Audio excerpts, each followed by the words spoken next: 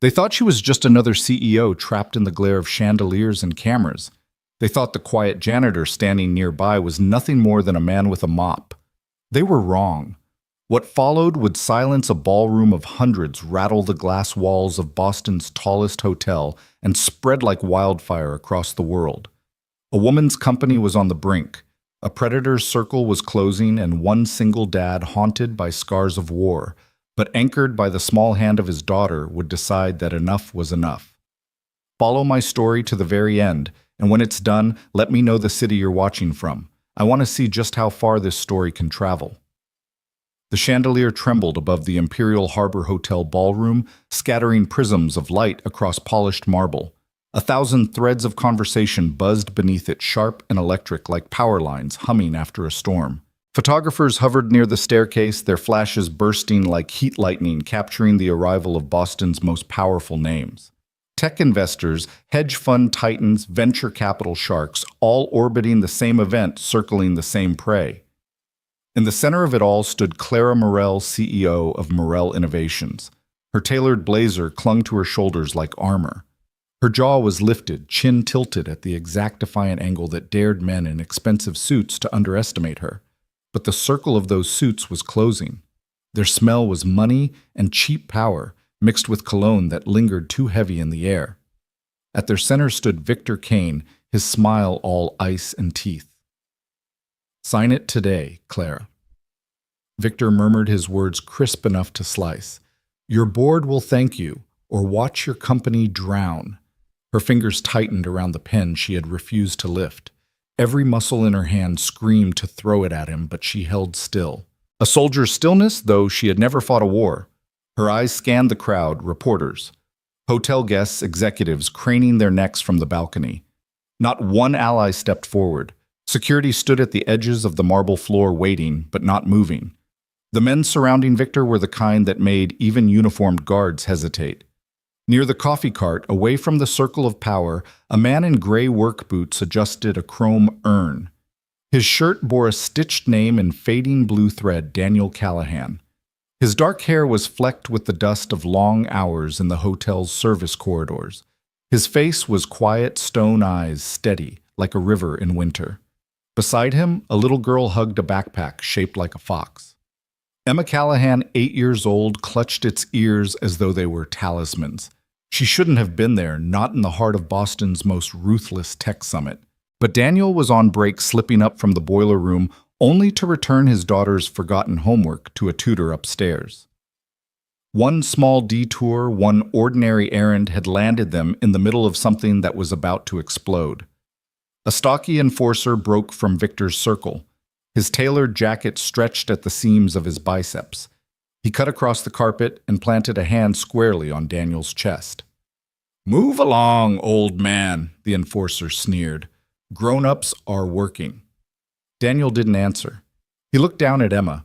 Her brow furrowed, her lips pressed into a line that was too young to carry so much courage. Daniel reached out and touched the cap of her fox backpack.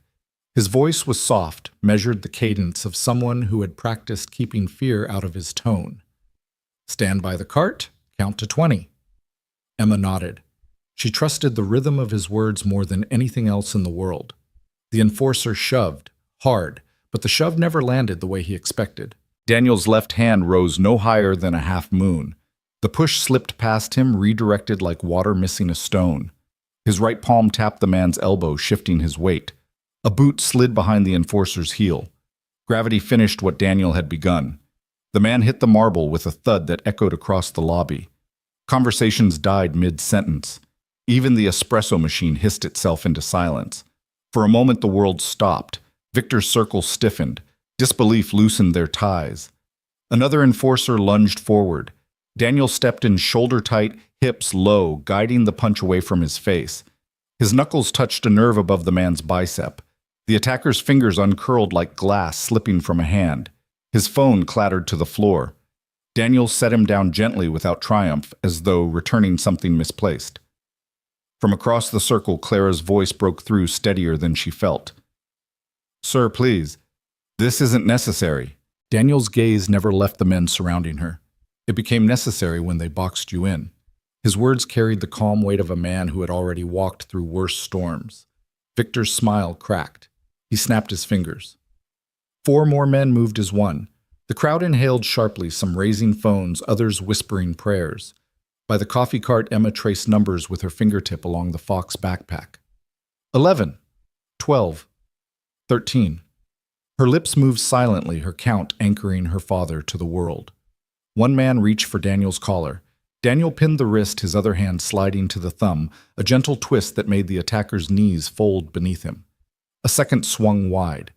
Daniel stepped under the arc, his palm pressing a nerve at the hinge of the jaw. The swing died. A knee buckled. Balance whispered goodbye. The third tried a bear hug from behind. Daniel's hips sank back solid as stone. A heel stamped across the attacker's foot, and the man crumpled, gasping. Daniel looked almost apologetic, like a teacher correcting posture in a classroom. He never punched. He redirected. Every ounce of force was measured. He kept the chandelier unshaken, the glass intact. He made the chaos elegant. Clara exhaled, her chest loosening for the first time since the circle had closed around her. The pen slipped in her grip but didn't fall. She studied the quiet maintenance man, the economy of his movements, the unshakable focus, the way he placed himself as an unspoken barrier between her and the threat. Recognition tugged at her memory. A headline. A faded photograph. Something in desert dust. Emma reached 20. She did not move. Her voice rose clear as a bell. Dad Daniel didn't look. He didn't need to. The word bound him to the moment tighter than steel. Victor's ice smile dissolved into a snarl. He gestured sharply. 6 more men pushed through the crowd. You want to play hero? Victor's voice slithered across the marble. Fine. Let's see how many coffee breaks you've got left. They rushed. And time for Daniel Callahan narrowed to a single square of marble in 4 steady breaths. The lobby seemed to contract as the next wave closed in. Polished shoes thundered across marble suits, cutting through the crowd like black water. Daniel didn't flinch.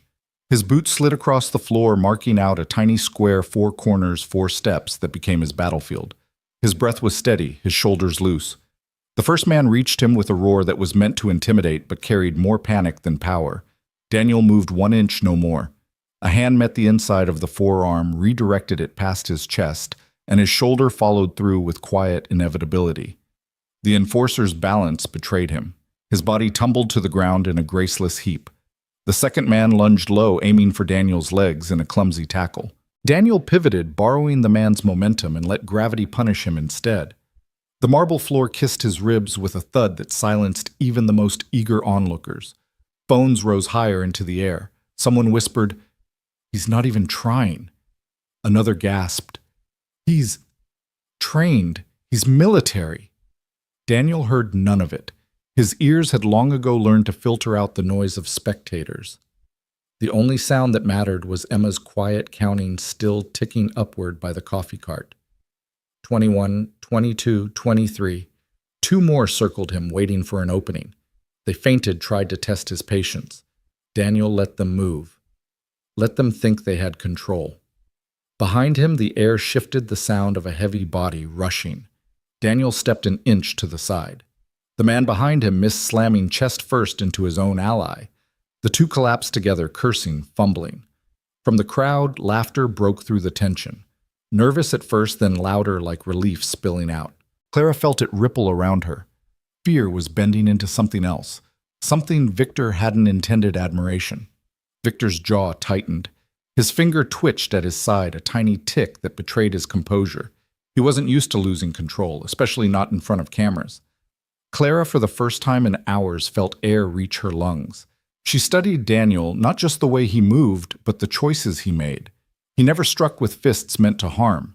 He guided, redirected, lowered each man gently when he could.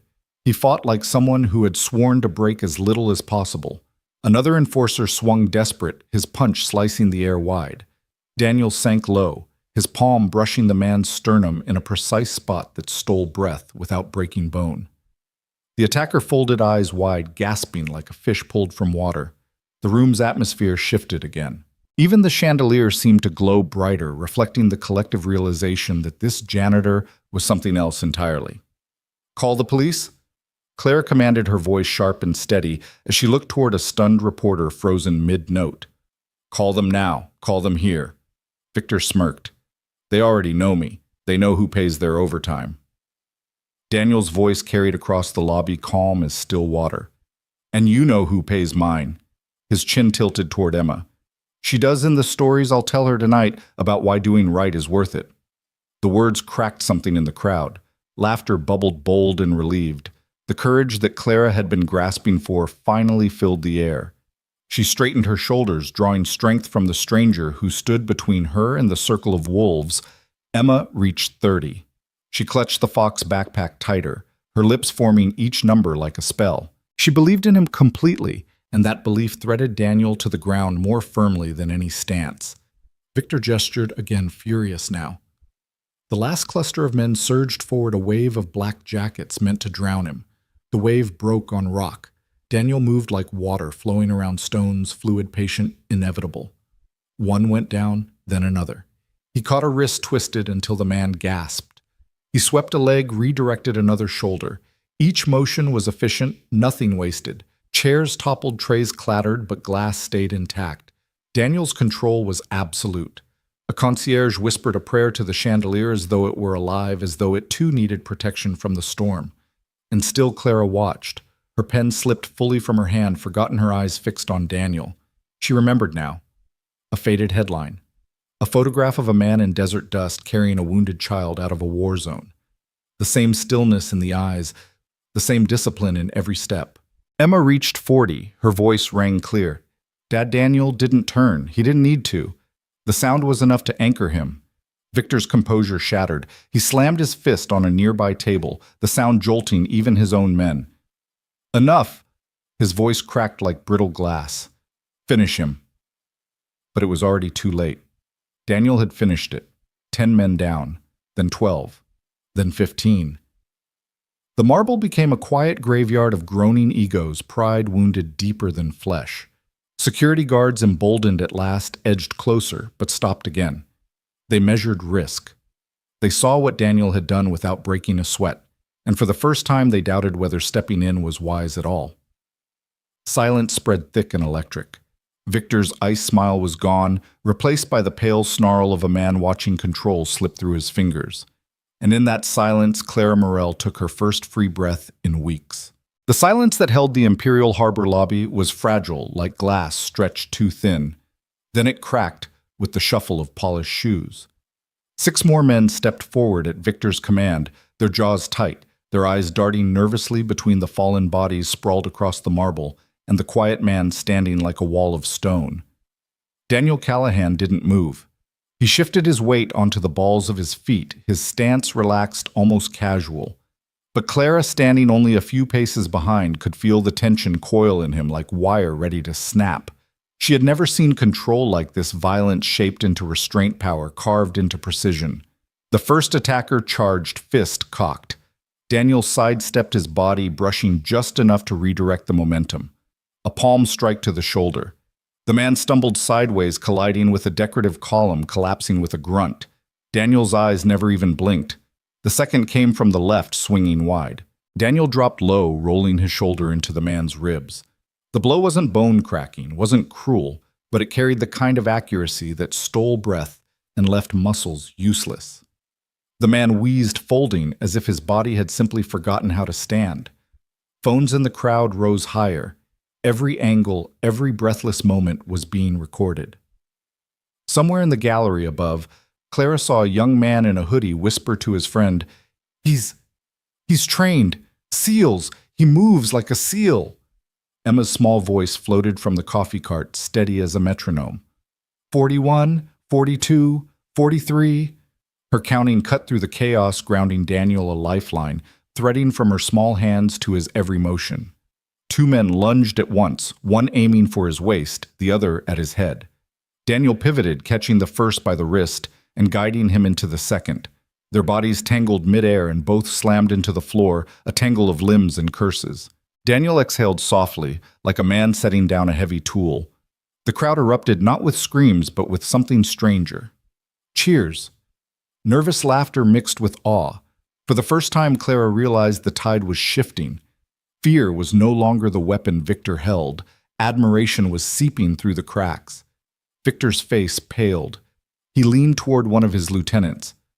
"Do something," he hissed, but even the man beside him hesitated, his eyes darting toward Daniel with uncertainty. The last of the six came forward reluctantly, swinging more out of obligation than confidence. Daniel caught his arm, twisted gently, and guided him to his knees. No flourish, no spectacle, just control. He released him, and the man stayed there, clutching his wrist, unwilling to rise. Clara's heart hammered. She should have been terrified, but instead she felt steadied. Every time Daniel placed himself between her and danger, something inside her shifted. She wasn't alone anymore. Victor snarled, "This isn't a dojo, Callahan. This is a merger. I'll have you arrested for assault." Daniel's eyes locked on him, calm but cutting. For what? Standing between a woman and a threat. He tilted his head toward the phones, recording from every angle. "Go ahead, record it. I prefer accurate minutes." Laughter spilled across the lobby like a dam breaking. Even a few security guards chuckled, though they quickly bit it back. Clara exhaled, the tension in her shoulders loosening. For the first time, she believed she might walk out of this intact. Emma reached 50. Her voice rose above the murmurs. Dad Daniel didn't turn. But Clara saw the flicker in his eyes, the anchor of that single word. Victor snapped his fingers violently. "All of you, now!" The suits parted like water pulled by a tide. More men stepped forward, not 6, not 10. A wave, 20, 30 closing in from every direction. The sound of their shoes on marble was like thunder rolling in. Gasps rippled through the crowd. Someone whispered, "He can't fight all of them." Someone else muttered, "No one can." But Clara felt something different. Watching Daniel settle his stance, shoulders, relaxed eyes calm, she realized he had already lived through worse storms. The chandelier above quivered, scattering fractured light across his face. And Daniel Callahan, father maintenance man, former SEAL, prepared to meet the wave head-on. The marble floor quaked beneath the rush of bodies. It wasn't 6 or 12 this time, it was a tide. Dozens of men in black jackets, hired muscle, flown in to look intimidating, now bearing down on one man who refused to yield. The ballroom became a funnel of noise, gasps, camera shutters, the squeal of shoes across polished stone. Daniel Callahan stood in the center, still as a lighthouse in a storm. His shoulders loosened with one slow breath, his boots shifting into that small 4-step square he had drawn earlier. A home within chaos. He had walked into gunfire firestorms, night raids, and lived. Compared to Basra, compared to the memory of brothers lost in dust. This was only Noimd. The first attacker dove. Daniel's hand rose, guided the strike past his shoulder, and redirected the man into a tumbling sprawl. A second came from behind Daniel, dropped his weight, snapped an elbow backward into the man's ribs, rolled free. A third swung a chair like a weapon. Daniel caught the edge, twisted it out of his grip, and let it clatter harmlessly aside before planting the man gently on the marble. Cameras shook as onlookers tried to capture it all. Someone shouted, "He's taking them apart one by one." The murmur rose, a mix of disbelief and raw exhilaration. Claire Morel pressed a hand to her chest. She had thought herself brave for refusing to sign Victor Kane's papers, but bravery looked different now. It looked like a man refusing to hit harder than he had to refusing to break glass or bones, even as he dismantled a wave of violence. Emma's count echoed steady, defiant. 61, 62. Her little voice almost swallowed by the roar of the crowd carried directly to Daniel's ears. Each number was an anchor, reminding him why he moved, why he endured, why he fought without rage. The marble became a dance floor. Daniel pivoted, redirected, turned strikes into falls. One man staggered backward into the fountain water, splashing high. Another crashed into a silver tray cart, cutlery raining like chimes. Yet not a single bystander was touched, not a chandelier crystal shattered. Daniel kept the violence caged tightly within himself, releasing only what was necessary. Victor Kane leaned over the mezzanine railing, above his ice smile cracking into fury. He barked into his phone, "Send everyone!" Now, Bappo. The elevator doors at the far end slid open with a chime. More men spilled out, 15 then 20, swelling the tide until nearly 50 black-jacketed bodies formed a ring around Daniel. Gasps swept the lobby. This was no longer a fight. This was spectacle, gladiatorial, absurd in its scale. And still Daniel exhaled calmly. Last chance, he said, voice carrying over the chaos. Walk away. No one moved. The first charge came from his left. Daniel hooked a leg, swept the man down. Two more rushed from the right. He ducked low, seized a velvet rope stand, and spun it like a staff, driving both men back into the fountain. Water cascaded, soaking suits and marble alike. Phones caught every second. Hashtags were born in real time. Seal in the lobby. Cheers mingled with screams. Strangers who had never known Daniel Callahan were chanting his title even as he moved with the grace of someone who wanted no fame. 20 men fell. Then 30. Then 40. By the time the last brute stepped forward, hands like shovels, face twisted in reluctant dread, the ring of attackers lay groaning or crawling for exits. Daniel didn't strike. He stepped closer, eyes locked. That was enough. The brute raised his palms, retreating into the crowd. Silence washed the lobby, broken only by dripping water and the labored breaths of the defeated. Claire's throat tightened. She hadn't breathed since the first wave, and now she exhaled a long, trembling breath. Around her the mood flipped entirely. Fear had become awe-suspicion transformed into gratitude. Victor descended the staircase, face pale tie. Crooked fury simmering beneath his skin. He pointed sharply. You'll pay for this. I'll see you in handcuffs. Callahan. But the crowd didn't look at Victor anymore. Every lens, every eye, every whispered word belonged to the quiet man in work boots and a gray shirt who had just brought 50 men to their knees without losing his calm, without breaking his promise to the little girl counting numbers by the coffee cart. Clara realized with a shiver that she had witnessed not only her own salvation, but the unveiling of a secret the world would not let go. And as blue lights bled through the revolving doors, sirens slicing the night, Daniel bent down, touched Emma's fox-shaped backpack, and whispered, "Mission accomplished." By the time the sirens faded and the last officer asked for his name again, Daniel had answered the same questions 3 different ways with the same quiet patience. He signed his statement, kept his tone even, and let the hotel manager know he would clock in early tomorrow to check the fountain pumps. Then he took Emma's hand and stepped into the winter night, where a thin scrim of snow powdered the curbs and the wind carried a salty bite from the harbor.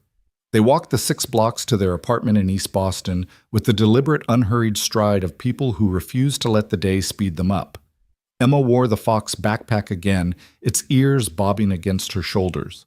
She swung their joined hands and asked the one question he'd been preparing to answer since marble turned to thunder.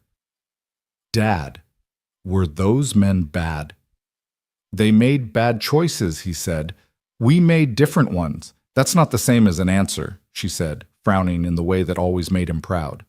It's the truest one I've got tonight. On their floor, the hallway smelled faintly of laundry soap and boiled cabbage. Mrs. Doyle's door opened a crack as they passed. She was a retired nurse with a hummingbird voice, the type who left pumpkin bread on your mat at holidays. Daniel, oh Lord, I saw, was that you on the TV? The hotel evening, ma'am, he said gently. We're all right. Emma popped her head around his hip. We counted to 68. Mrs. Doyle made a soft sound. You come by tomorrow for cocoa, sweetheart. Your daddy can have coffee. The good kind. We'll see you, Daniel said, and nudged the door with his knuckle in thanks. She'd watched him change light bulbs in this hall and carry old boxes for tenants too proud to ask. He liked being useful in ways that didn't trend. Inside their apartment, warmth rose from the old radiators with a tin rattle. The place was modest, but meticulously kept 2 bedrooms, a small living room where a sagging sofa had learned the shape of their evenings, and a kitchen painted the pale yellow Emma called sunny butter. He hung his keys on the hook shaped like a lighthouse, slid the Fox backpack onto its nail under the window, and set his dented steel mug beside the sink. That mug had crossed oceans and deserts, outlasted 3 duty stations, and now lived on coffee and cocoa with the same stubbornness it had weathered sand. Shoes, he said, and Emma was already hopping on one foot, then the other toes curling on the warm rug. He put water on to boil and set out 2 bowls, one small and polka-dotted, one plain and white. When he reached for the cupboard, his knuckles brushed an unopened envelope tucked behind a can of chickpeas. Brown window government insignia in the corner. Veterans Affairs. He slid it back into shadow. Macaroni steamed into the quiet. Emma drew astronauts in the condensation on the window, little helmets and star-speckled suits, then pressed her nose to the glass to enhance the crater details. Do astronauts count to 68? They count a lot higher, he said, stirring, and they don't stop when the numbers get scary. She considered that. Like you. He salted the water, shook his head, and looked for the words that didn't make the world bigger than she needed it to be. Like anyone who learns how. Over dinner, she told him about a girl in her class who could do cartwheels without falling, and how the music teacher played the piano like rain. He told her about a stubborn pump at the hotel that thought it was retired and a light sensor that kept confusing reflections for sunrise. They skimmed the day on purpose, leaving the undertow alone. When she lifted her fork and blinked heavy, he tapped the table once. Teeth. Pages. Blanket. Pages first, she bargained. Deal, he said, and they washed dishes together, her with the rinse sprayer, him with the towel, before migrating to the small bedroom where a strand of paper cranes hung above the bed frame like a flock that had chosen to stay. He read 3 chapters of the book. She loved the one with the girl who mapped the moon by hand and made friends with its dark. Emma listened with her cheek on his thigh and her hand curled around his shirt. She fell asleep between Crater and Capricorn, which wasn't even in the same sentence, and he smiled at the way the mind makes its own constellations when it's safe. When he rose, the apartment creaked the way old ships do settling into night. He covered her with the blanket she insisted was lucky, kissed her hairline, and turned off the lamp. In the living room, he lowered himself to the couch and let the quiet arrive. The day's footage, other people's lenses waited in a phone he did not pick up. Fame was a fire that burned fences first. He had seen too many villages learn that lesson. A knock came soft and uncertain. Daniel opened the door to find Mr. Haskins in his robe and slippers, a laundry basket balanced on his hip. Neighbor, the man said, eyes sliding past him, as if bravery gathered in corners. I don't want trouble here. Neither do I, Daniel said. It's just, men who fight like that. Haskins went on, voice lowering. They don't always turn it off. I got grandkids here sometimes. Across the hall, Kendra stepped out with a bag of recycling and paused. Where she offered men who've seen war know better than anyone, why not to start one? Haskins shifted the basket. I'm just saying, I heard you, Daniel said. And I hear you too, he added toward Kendra, thanking her with his eyes. Tonight was about stopping trouble from reaching someone it shouldn't. Haskins studied him for a long second, then nodded once grudgingly, as if a jury of one had reached a provisional verdict. Okay, he said, and trudged away. When the hallway emptied, Daniel leaned his forehead against the cool frame of the door, exhaled, and let the knot behind his sternum loosen by a thread. He didn't blame fear. He'd carried his own like a pack for years. But it stung a little the way a man's usefulness can be mistaken for danger when the lights are off. In the maintenance office on the building's ground floor, he checked his schedule for the morning. A note from the Super 3A radiator, 2C faucet, roof hatch squeak. He wrote neat times beside each. The routine soothed him screws that turn valves that open problems that announce themselves in small, fixable ways. He wiped the bench clean, set out the wrench he liked best, then locked the door and went back upstairs. In the kitchen, the VA envelope had migrated with his mind. He brought it to the table, flattened it under his palm, and studied the window where his name floated above an ID number. The government had a way of addressing you like a file. He slid a thumb under the flap, then stopped. Across the room, the Fox backpack leaned against the wall like a sentry with soft ears. He placed the envelope back in the stack spine against the bread box and brewed tea instead. It didn't matter what the letter said. He knew what it would say. Evaluations, follow-ups, terms written in a language that called all scars residual. He didn't need a scale to tell him what he carried. At 10, the building slowed to a hush. At 11, the city's hum deepened, trucks exhaling on distant avenues. At midnight, he let himself remember. He had learned over the years that memory doesn't arrive in order. It comes in flashes first. The glow of a locator strobe through sand, the rubber smell of a helicopter seat, The way Chief Hart, that impossible grin, tapped 2 fingers on a bulkhead twice for luck. 2 taps Cal. 1 to go, 1 to get home. The first time Daniel realized the taps were for him and not for the ghosts. He shut off the kettle, though it had already cooled, and stood in the kitchen doorway until his eyes adjusted to darkness. The city skyline threw a soft geometry across the wall light from the financial district, cutting rectangles into paint. Somewhere out there, Victor Kane was spinning his version of the day into threads of power-weaving calls to board members and editors he bought by the inch. Men like Victor believed the world was a chessboard, and they owned the queens. He'd seen that swagger before in back rooms with bad coffee at airfields where favors changed hands like coins, and in radios that went silent when you needed them loud. His phone buzzed on the counter, skittering against the wood. He let it dance itself to stillness, unknown number, unknown number. Then Clara Morell. His thumb hovered over the screen. He pictured her in the lobby, chin set, eyes steady, voice, cutting through the panic to name a thing not the way men like Victor named it, but the way the truth names itself. He pressed decline, then typed, "We're home. She's asleep. I'll email a formal statement in the morning. Fix those pumps at 8. He added one more line before deleting it. "You did the hardest part. You didn't sign." He erased the sentence, pocketed the phone, and smiled at himself for the softness he wasn't ready to carry in daylight. Later, maybe. When this storm had moved on, or turned, as storms do, into something else. He washed the tea mug, set it to dry, and made another lap through the apartment like a sentry who takes comfort in repetition. Window latches, secure stove. Off deadbolt, turned the small ceramic frog Emma insisted guarded the bathroom sink, aimed precisely at the door. He adjusted the frog's angle by a degree. There. Ready. On the way to bed, he paused at Emma's doorway, watching her breathe. Children sleep with a faith adults can't remember how to practice. He listened until his own heart matched her cadence, slow, even unafraid.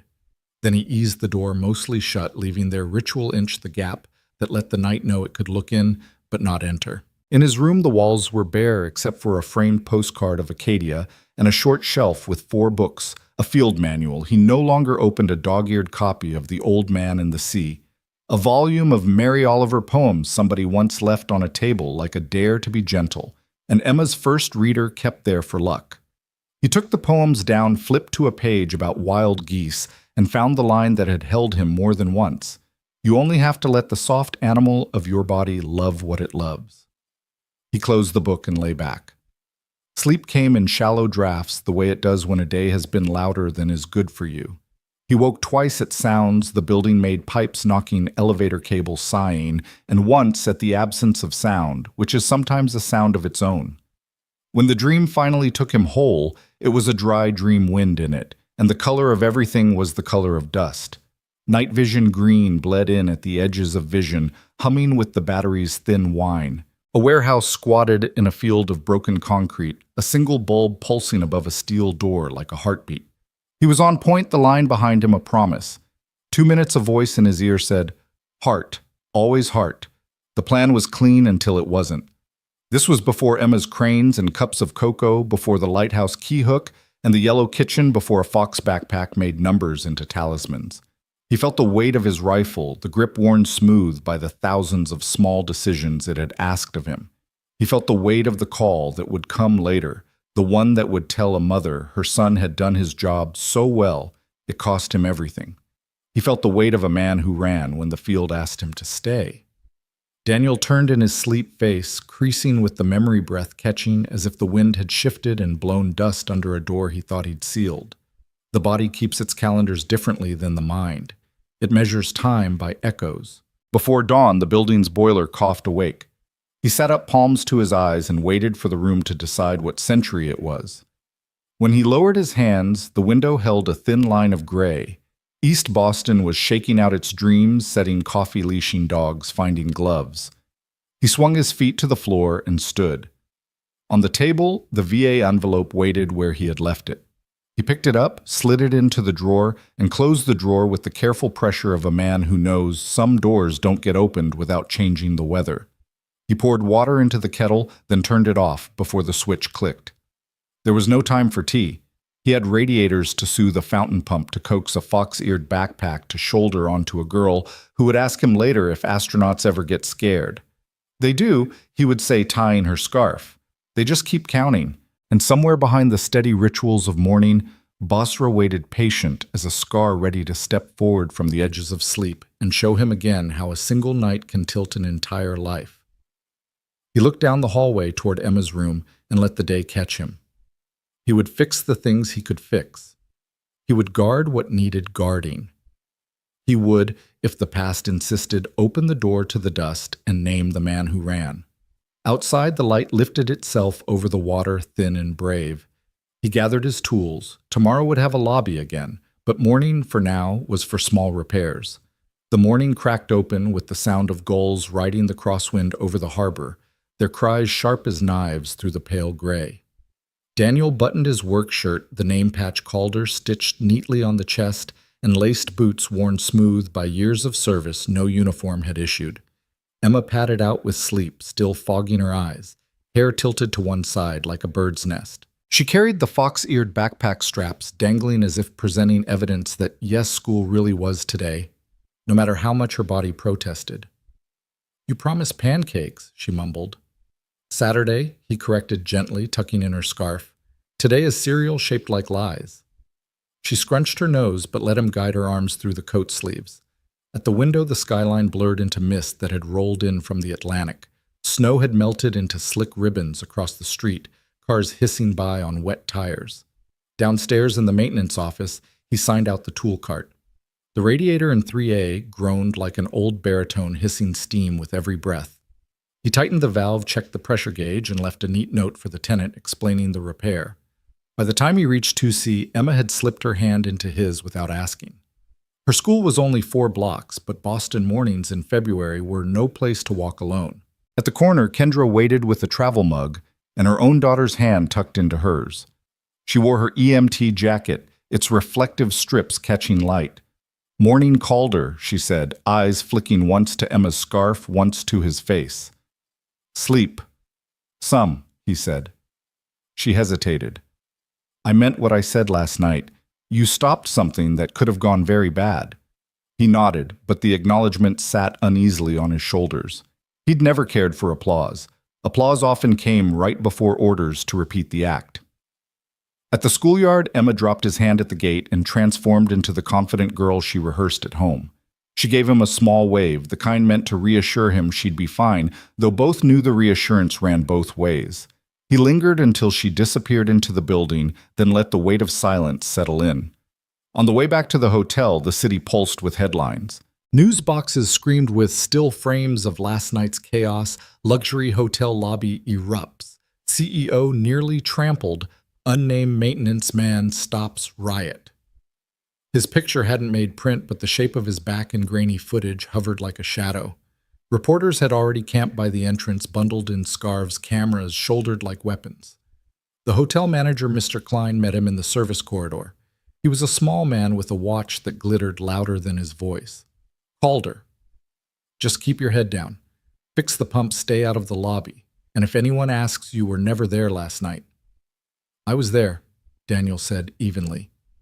"I mean for press. Legal wants no liability." "Clear." Daniel inclined his head. He'd learned long ago the difference between being heard and being agreed with.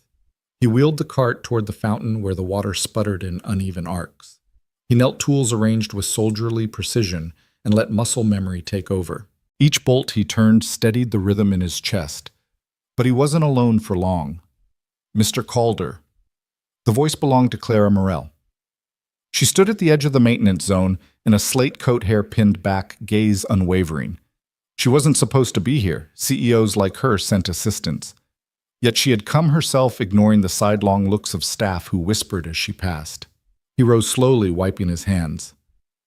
"Ms. Morell, I wanted to thank you, not as a headline, as a person who might have been crushed if you hadn't acted."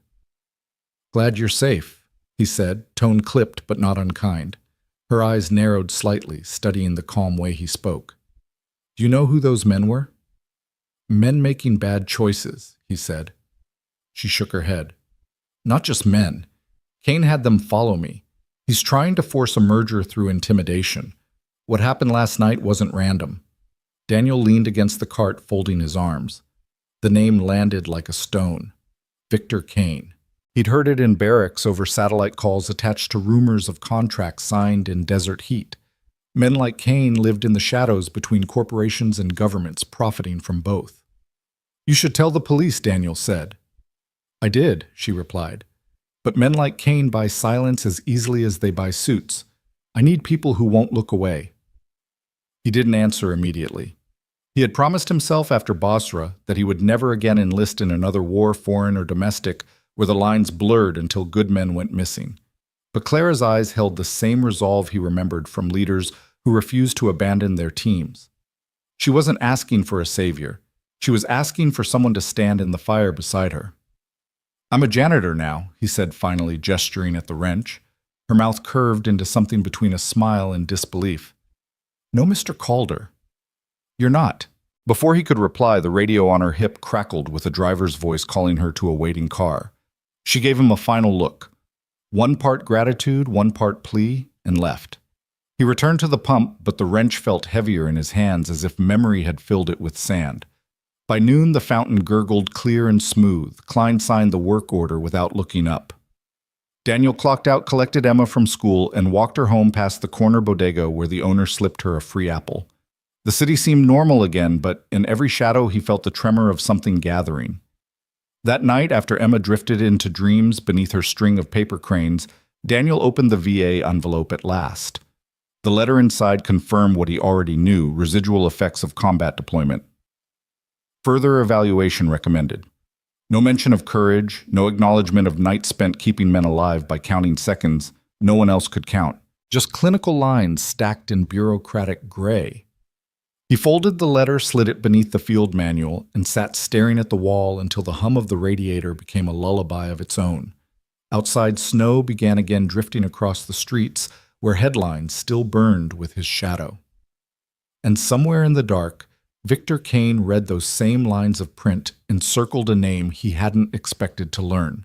The storm thickened overnight, leaving Boston streets glazed in ice. By morning, the city groaned under the strain. Sirens echoed down frozen avenues, buses stalled at intersections, and neighbors cursed the snowplows that hadn't come. Daniel stood at the window, mug of coffee cooling in his hands, watching the world outside grind itself into another battle with the weather. Emma shuffled in wearing mismatched socks and a paper crown she'd made at school.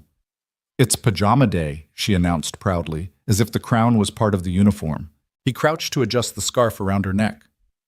"Pajama day doesn't mean frostbite day. Coat stays on." She grinned and let him zip it up, though she muttered something about ruining the look. When he walked her to school, the frost glittered like glass shards underfoot. Other parents huddled in scarves, but Daniel walked tall, scanning corners with a gaze that never truly rested. The habit wasn't something he could unlearn. He kissed Emma's forehead at the gate, then turned back toward the hotel, the sound of kids' laughter fading like echoes of another life. Inside the lobby, murmurs rippled through staff. A cluster of reporters lingered outside, their breath fogging the glass. Klein's voice cut sharp from behind the reception desk. "Ignore them. No comments. Anyone who talks is out." Daniel slipped into the service corridor, but before he could reach the boiler room, a figure blocked the hall. Tall, broad-shouldered, wearing a tailored overcoat dusted with snow, Victor Kane. His presence filled the narrow passage the way a storm front fills the sky. "You're Calder," Kane said, voice calm, almost casual. The man who thinks swinging a mop and a fist makes him relevant. Daniel didn't flinch. He leaned on his tool cart. "You lost something in the lobby last night. Your men." Kane's smile was thin, brittle. "I don't lose. I regroup. And you've stepped into a story you don't understand." Daniel met his gaze evenly. "I understand men like you." For a moment, silence stretched taut between them, broken only by the hum of fluorescent lights. Then Kane leaned closer. "You'll find I don't scare as easily as the fools who used to point guns in your desert. I know exactly who you are, Calder. Navy SEAL. Honorably discharged, decorated. But men like you don't stay retired. They just wait for the right trigger." Daniel's jaw tightened, but his voice stayed level. This isn't your battlefield. Leave the woman alone. Kane's eyes flickered cold and calculating. That woman Clara Morell is standing in the way of progress. You saved her once. You won't save her twice. And with that, Kane turned and strode away, shoes echoing down the hall. Daniel stood still, pulse steady but heavy like a drumbeat in his throat. He knew a threat when he heard one, and Kane's wasn't a bluff. Hours later, while fixing a flickering chandelier in the ballroom, Daniel caught sight of Clara again. She was meeting with lawyers, her hands moving in clipped gestures, her voice steel wrapped in silk. When she noticed him high on the ladder, their eyes met. For a second, her guarded expression softened, but he looked away quickly, focusing on the wiring. The more distance he kept, the safer Emma would be. Yet the city had other plans. That evening, as Daniel and Emma left the bodega with a bag of groceries, headlights flared too bright in the alley. A black SUV rolled slow tires, crunching ice windows tinted dark. Daniel felt the hair rise on the back of his neck. He shifted Emma behind him, scanning the shadows. The SUV paused, then eased away into the storm, leaving only exhaust hanging in the air like smoke after gunfire. Emma tugged his sleeve. "Dad, why were you looking at them like that?" He forced his voice calm, just making sure they weren't lost. But his heart knew better. Kane's men had marked them. The battlefield had followed him home. Back in the apartment, Emma curled on the couch with her homework pencil tapping against the page. Daniel sat at the table map of Boston spread out before him. He traced routes from the hotel to the school, circling blind corners, alleys, choke points. Old instincts resurfaced patterns of surveillance, extraction, defense.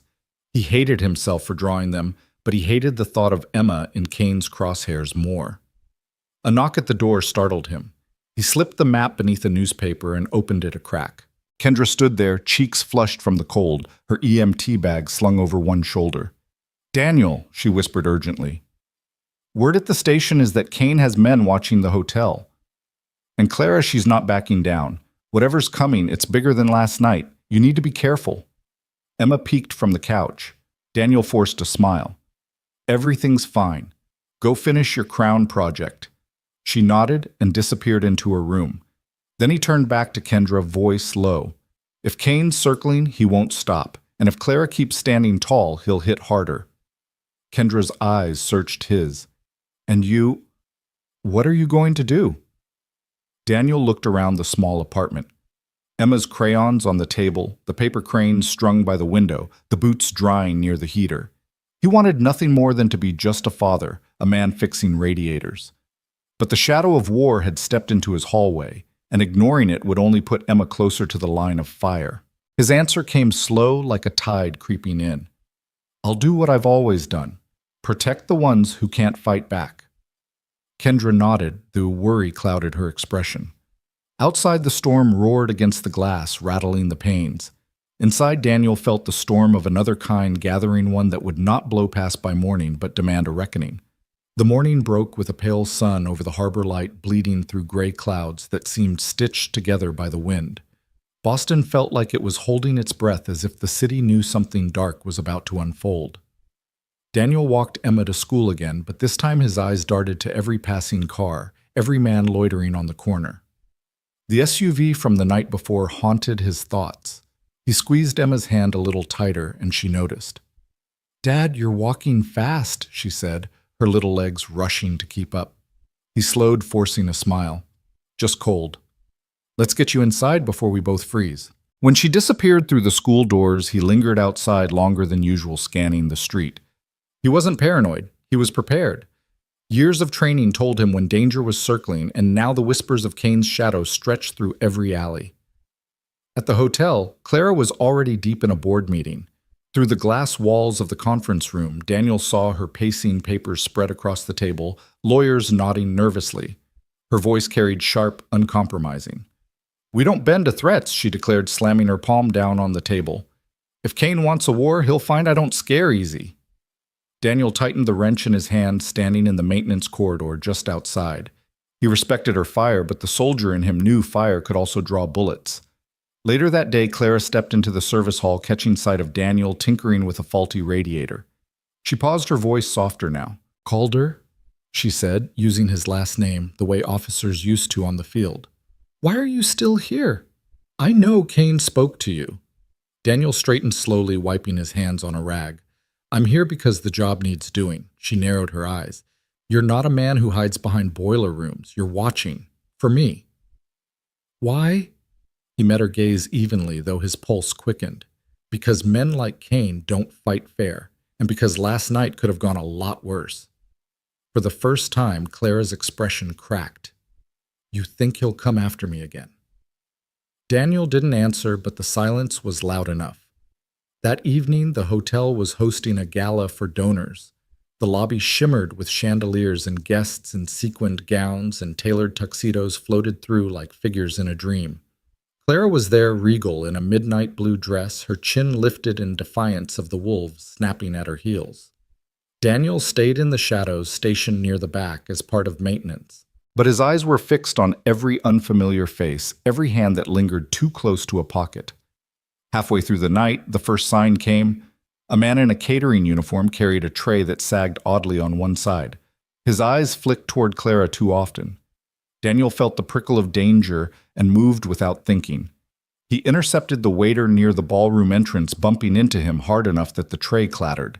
Beneath the silver lids, instead of champagne glasses, a handgun gleamed. Gasps rose from nearby guests. Before the man could react, Daniel's fist connected with his jaw. The weapon skittered across the floor as security rushed in. But in the chaos, Daniel spotted more movement. 3 men rising from tables, their coats shifting unnaturally heavy. Down he barked, his voice slicing through the music and chatter. Guests screamed, diving for cover as the ballroom exploded into panic. Clara froze for a split second, eyes locked on Daniel. He vaulted a table, grabbing the nearest attacker and slamming him into a marble pillar. Glass-shattered champagne spraying like rain.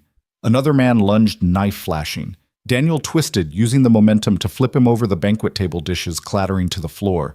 A third raised a pistol. Daniel grabbed a chair and hurled at the wood, splintering as it knocked the gun from his hand. The room pulsed with chaos, people crying, shoes slipping on broken glass, security shouting. Clara crouched behind the podium, heart racing as she watched Daniel move with precision, every strike efficient, every motion controlled. This wasn't just a janitor. This was a soldier trained for storms like this. By the time the last attacker was pinned, the gala was ruined. Guests streamed out, reporters already shoving cameras against the glass doors outside. Security dragged the men away, but Daniel didn't wait for applause. He checked the exits, then strode to Clara. You need to leave now, he said firmly. Clara, trembling but resolute, shook her head. No. If I run, he wins. Daniel leaned closer, his voice low and hard. If you don't, you'll be dead before sunrise. And Kane will still win. For a long moment, her eyes searched his. Then reluctantly, she nodded. Minutes later, they slipped through the service corridor, Daniel leading her past the boiler rooms and out into the icy night. Snowflakes spun in the air like ash. Where are you taking me? Clara whispered. Somewhere Kane won't look. First, Daniel replied, scanning the darkened street. But make no mistake, Clara, tonight was just the opening move. He's not done, and neither am I.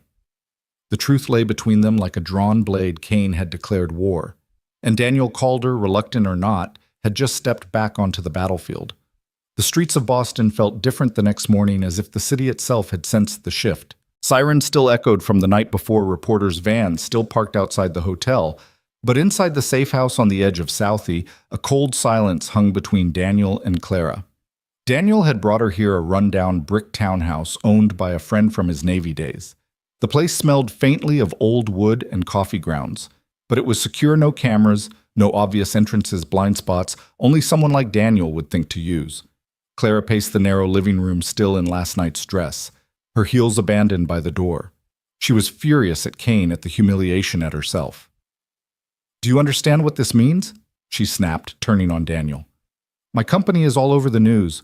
The board is probably calling for my resignation as we speak. If Kane wanted to ruin me, congratulations, he's halfway there. Daniel leaned against the window frame, arms crossed. His voice was calm but unyielding. Better ruined than buried. Her eyes flashed.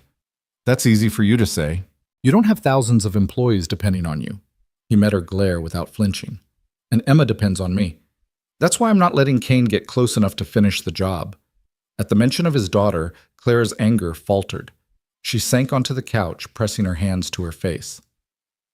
"Why are you doing this?" she asked quietly. "You could walk away. Let me deal with Kane on my own. Why put your life on the line?" Daniel hesitated, his jaw tightening. He thought of nights alone after deployments of Emma asking about her mother of promises he couldn't keep. "Because some fights find you whether you want them or not," he said finally. "And because if I don't, Kane will keep coming. And next time, he won't miss."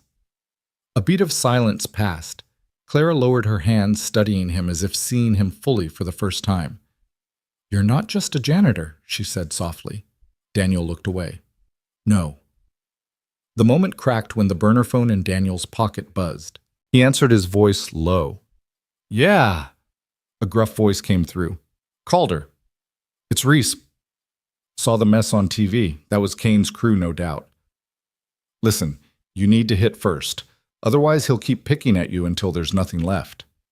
Daniel's shoulders tensed. Reese had been with him in Fallujah, a man who lived for action, never afraid of a fight. "I'm not dragging Emma into this," Daniel said. "You already did," Reese replied flatly. "If Kane knows you're in the picture, she's a target. You need to end it before he decides to go through her." The line went dead, leaving Daniel with the icy echo of truth. That night, Clara changed into borrowed clothes from Daniel's friend's wife. Jeans, a thick sweater boots. She sat across from him at the scarred wooden table, the light of a single lamp casting shadows on the walls. "You're planning something," she said. Daniel didn't deny it. "Kane has a warehouse near the docks. His crew runs guns and cash out of there. If I hit it, I can send a message." Clara frowned, folding her arms. "You think you can walk into his stronghold and just dismantle it alone?" Daniel's mouth quirked in something almost like a smile. "I won't be alone. I'll have 40 angry memories of Kane to keep me company." Clara shook her head, frustration in her voice. "You're insane." "Maybe," he said quietly. "But I'm also the only thing standing between him and you." The air grew thick with unspoken words. Clara wanted to argue, but part of her, the part that had seen him move like a storm at the gala, knew he wasn't wrong. Later, when the house was dark, Daniel sat awake by the window, the weight of his choices pressing against him. His reflection stared back at him in the glass-scarred tired. A man pulled into a fight he thought he'd left behind. He reached into his bag, pulling out a folded photograph of Emma. She was grinning, her hair wild in the summer wind, holding a melting ice cream cone. "I'll keep you safe," he murmured, almost a vow. Outside, a car slowed as it passed the townhouse. Daniel's hand went instantly to the pistol at his side. He watched until the headlights disappeared, his pulse steady but heavy. Kane's reach was growing closer, and the storm was only beginning. By noon the next day, the Imperial Harbor felt like a shaken snow globe light drifting through glass. Everything unsettled, familiar shapes suspended in a glittering storm. Trucks had unloaded staging banners and screens all morning for Tech Horizons, the conference that turned Boston into a magnet each winter for men who measured their worth in valuations and exits. The grand ballroom had been dressed like a promise, brass trusses, spotlights, a projection wall the size of a city bus. Daniel moved along the catwalk above it all with a coil of cable on his shoulder and a flashlight clenched between his teeth. His maintenance badge still read Calder, a name the hotel's HR had on file since an earlier paperwork tangle. It was safer that way, the alias blurred lines that attention kept trying to sharpen. He checked a loose clamp, tightened a safety line, and let his eyes map entrances, exits, blind corners. You could dress a room however you liked. It stayed a room, geometry angles, pressure points. Down on the floor, a small army of PR handlers rehearsed the choreography. Clara Morell would be invited on stage by Tech Horizons organizers to receive an Industry Leadership Award. Victor Kane, sponsor of this year's keynote, would present her with a tasteful acrylic plaque and a velvet-lined pen. Cameras would capture her smiling acceptance. The pen would sign the papers beneath. Sleight of hand writ corporate. Daniel climbed down boots, runging against the ladder in a steady rhythm. He wiped his palms on his utility pants and radioed a test to the lighting op. Grid B stable. Throw a pan sweep. The lights obeyed, gliding across empty chairs like stadium lights searching for a play. He could feel Kane in the building without seeing him, the way animals sense a storm's barometric dip. The air changed, the currents turned thin and metallic. He texted Kendra. Emma pickup at 3. Keep the route long. 2 extra turns. Her reply came quick. Copy. Fox backpack already packed. We're good. He pocketed the phone, adjusted the angle of a follow spot, then made for the service hallway. A tech in a headset nearly collided with him at the corner. Hey Calder, right? Can you secure the backstage door? We've got VIPs sneaking smokes and it's messing with alarms. On it, he said, and locked the latch with a flick that felt more like muscle memory than maintenance. The lobby swelled with arrivals' heels ticking on marble cologne, fogging the air badges swinging. The chandelier trembled as if it remembered last time and wanted to hide. Photographers staked out sightlines near the staircase. Reporters rehearsed questions like bullets they'd shoot into the scrum. Clara, any comment on last night's incident, Clara? Will you step down? Clara? Rumor says a buyout. Clara arrived in a charcoal suit that caught the light like water. She paused at the edge of the red carpet, glanced up to the balcony where Daniel was checking a speaker mount, and gave the smallest nod. Not a signal. A recognition. She walked past the cameras without a smile. Victor stood at the far end of the ballroom stage, conferring with a pair of publicists whose legal pads were already full of sketched talking points. His suit was navy and predatory. A moderator from the conference, a man with the unshakable grin of someone who loved microphones, practiced his opening patter. And now a moment we've all been waiting for. Collaboration over confrontation. Vision over volatility. Daniel ghosted the back wall, counting security details. Some were hotel, some conference, a few. Kane's hired eyes that moved in short, predatory arcs and kept their hands close to their belts. He didn't recognize faces, but the posture gave them away too coiled, waiting for signals rather than trouble. He picked a point 3 feet off the stage where the curtain dipped and stood there, partly shadow, partly structural column. He let his breath settle into a pattern he could keep for hours if he had to. He'd kept worse patterns longer. When the house lights dimmed, something like theater but not art began. The moderator ambled out into the spotlight to a rush of applause. Palms slapped together because that is what palms do when the room asks them to. He introduced Victor with words like strategic, transformational, visionary, and the audience applauded harder because money clapped first. Victor took the mic and swallowed the room with a smile. Our industry faces a choice, he said, voice modulated to sound humble and decisive at once. Consolidate or be consumed. We've all watched the headlines, we've all felt the volatility, but leadership means knowing when to join forces, which is why it's my honor to acknowledge a peer who has built something remarkable. Today we turn a page. A murmur rippled through the chairs. Clara's jaw clenched. The moderator gestured to the wings. Please welcome Clara Morell. Clara stepped into the light to a polite ovation and the full hungry attention of 100 cameras. She didn't approach the acrylic podium, she stopped 2 steps to the left of it, where the shadows could still touch her feet. Victor held out the plaque and the velvet pen as if officiating a wedding.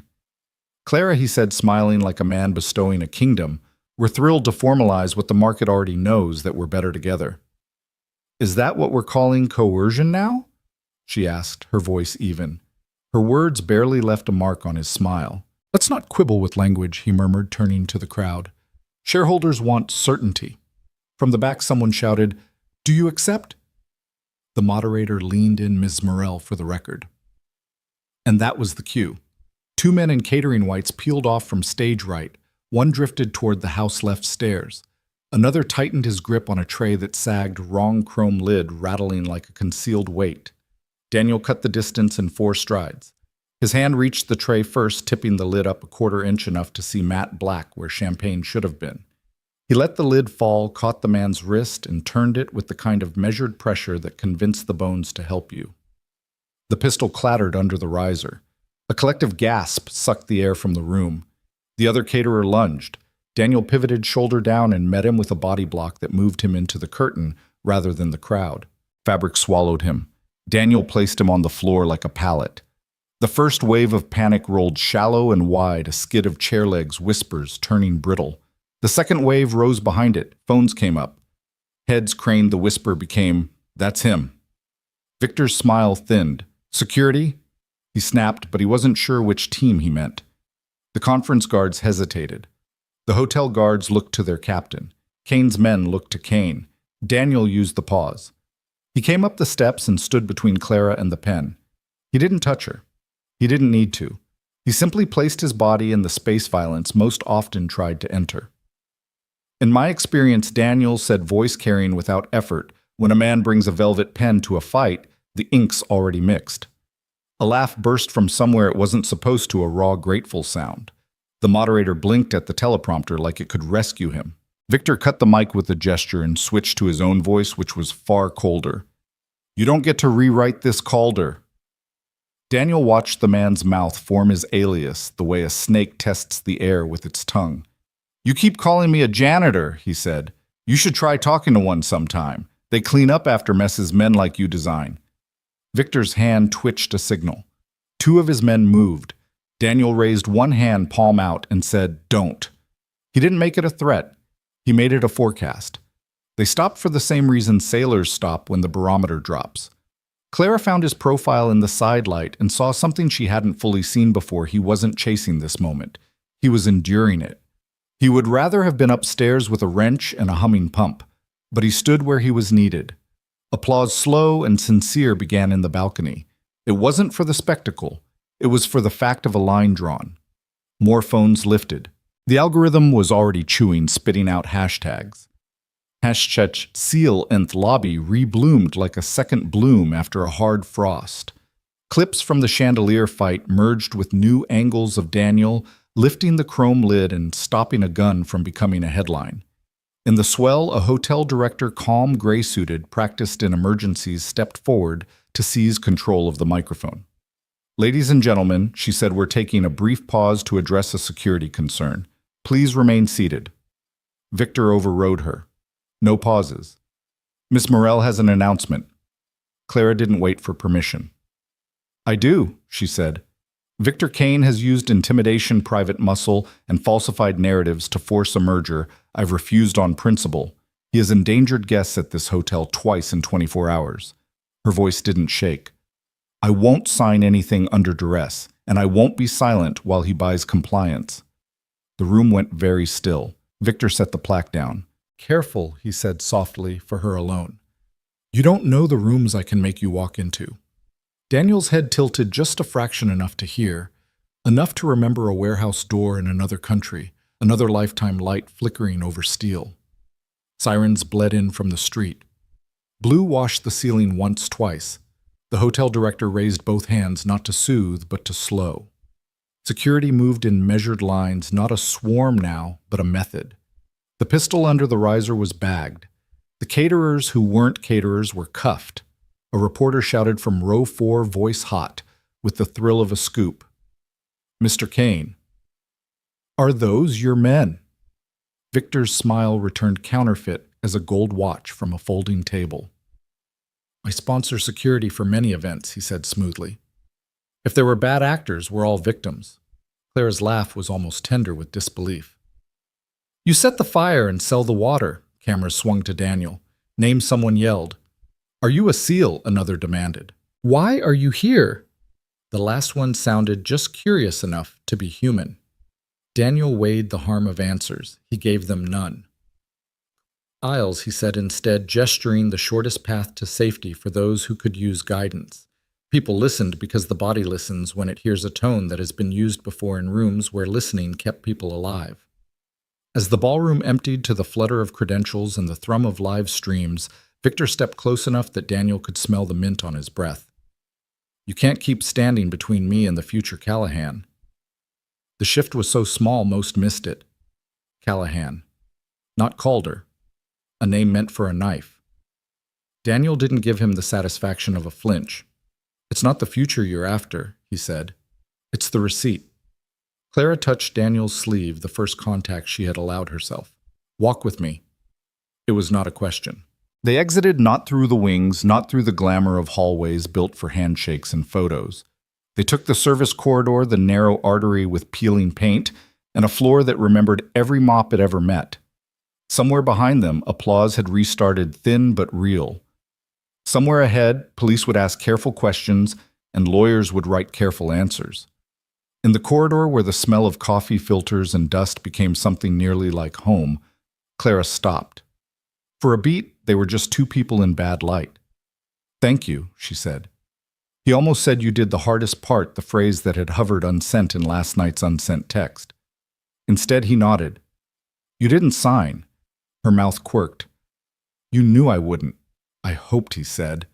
From the loading dock, horns bleated, radios crackled. Their reprieve ended.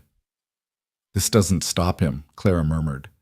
"No," Daniel said, "but it puts light on his hands." He looked out at the blur of blue and red reflecting off wet pavement. He hates light. Phones buzzed in pockets up and down the hall. On screens, the clip played again, the chrome lid tipping the pistol, glinting the man in the gray maintenance shirt moving the way water moves when a rock refuses to be moved. In comment threads, strangers argued about what a hero is. In boardrooms, men recalculated risk. In a quiet apartment across town, a fox-eared backpack leaned against a chair, and a little girl worked a math worksheet without knowing that men stronger than her father had decided he should not be allowed to keep choosing small good things over grand terrible ones. Daniel slid his badge into his pocket, the alias face down. He would keep moving until the light was pointed where it needed to be. He would keep breathing in squares of 4 steps when the room tried to spin. And when Clara lifted her chin and stepped back into the brightness, he stepped with her. Not to stand in front of her, but to stand exactly where the first and last blows tended to land. Outside, the snowflakes recommenced soft as ash. Inside, the story tilted again. And far beyond the chandeliers and cameras, the city's arteries carried a new rumor that the janitor had a name, that the man had a past, and that both were about to collide with a predator's future. The harbor lay draped in fog, the kind that clung to the skin and muffled every sound. Streetlights glowed dimly halos in the mist, while the steady lapping of water against the pylons carried a rhythm both calming and tense.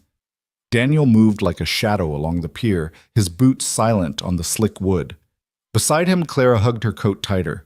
She hated being here, hated the risk, but Daniel had been unmovable. "If you want Kane gone, this is where it starts," he had told her. And now she stood in the belly of the city's underworld, following a man who carried war in his bones. Ahead, a warehouse loomed, rust-stained metal doors, cracked windows, patched with plywood, a flickering bulb over the side entrance. Trucks were parked nearby, engines still warm, and Daniel knew what that meant. The crew was inside, moving shipments, counting cash, trusting the fog to guard them. Daniel turned, his face set like stone. "Stay close. Don't make a sound. If anything happens, you run." Clara bristled. "You think I'll just abandon you?" "Yes," he said flatly, "because I'm not dying to protect someone who refuses to save herself." Their eyes locked, the air between them taut. She wanted to argue, but the fire in his gaze burned away her defiance. She nodded once, swallowing hard. Daniel slipped to the side door, tools in hand. In seconds, the lock gave way with a quiet snap. He pushed the door open just enough to slip inside, the scent of oil and gunpowder hitting him instantly. Inside, the warehouse was alive with voices. Crates stacked like walls, the metallic clatter of rifles being unpacked, men laughing in low, mean tones.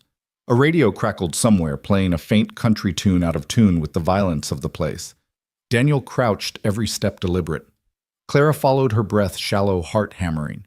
She felt like she was intruding on something primal, a predator's den where one wrong sound could end them both. From the shadows, Daniel scanned the room. A dozen men at least, maybe more. They were armed, relaxed, but careless. On the far side, Kane's second-in-command, Doyle, a brute with a scar slicing across his cheek, counted stacks of bills, his voice carrying over the others. "We moved the next shipment by dawn. Kane wants no mistakes this time." Clara's stomach tightened at the name, the casual way it rolled off Doyle's tongue. Kane wasn't just a threat. He was a shadow lingering over every corner of her life. Daniel leaned toward her, whispering so low she barely caught it. "This is where it hurts him. No men, no shipments, no money. Kane bleeds from here." Before she could answer, a guard turned his flashlight beam, slicing dangerously close. Daniel moved faster than thought, seizing the man from behind one arm, crushing his throat, while the other eased the flashlight to the floor. A muffled struggle, then silence. The man sagged unconscious. Daniel dragged him into the dark eyes, flicking back to Clara. She stared, her lips parting. Not just a fighter, this man was precision itself honed to a razor's edge. Daniel's plan unfolded like clockwork. One by one, he dismantled Kane's operation from the shadows. He slipped behind crates, disabling weapons, scattering cash-cutting fuel lines. Each strike was invisible, but its impact was thunder. Then a sound shattered the silence, a bottle knocked loose by Clara's boot rolling across the floor. Heads turned, shouts rang out. Daniel's head snapped toward her, fury flashing across his face, but there was no time to scold.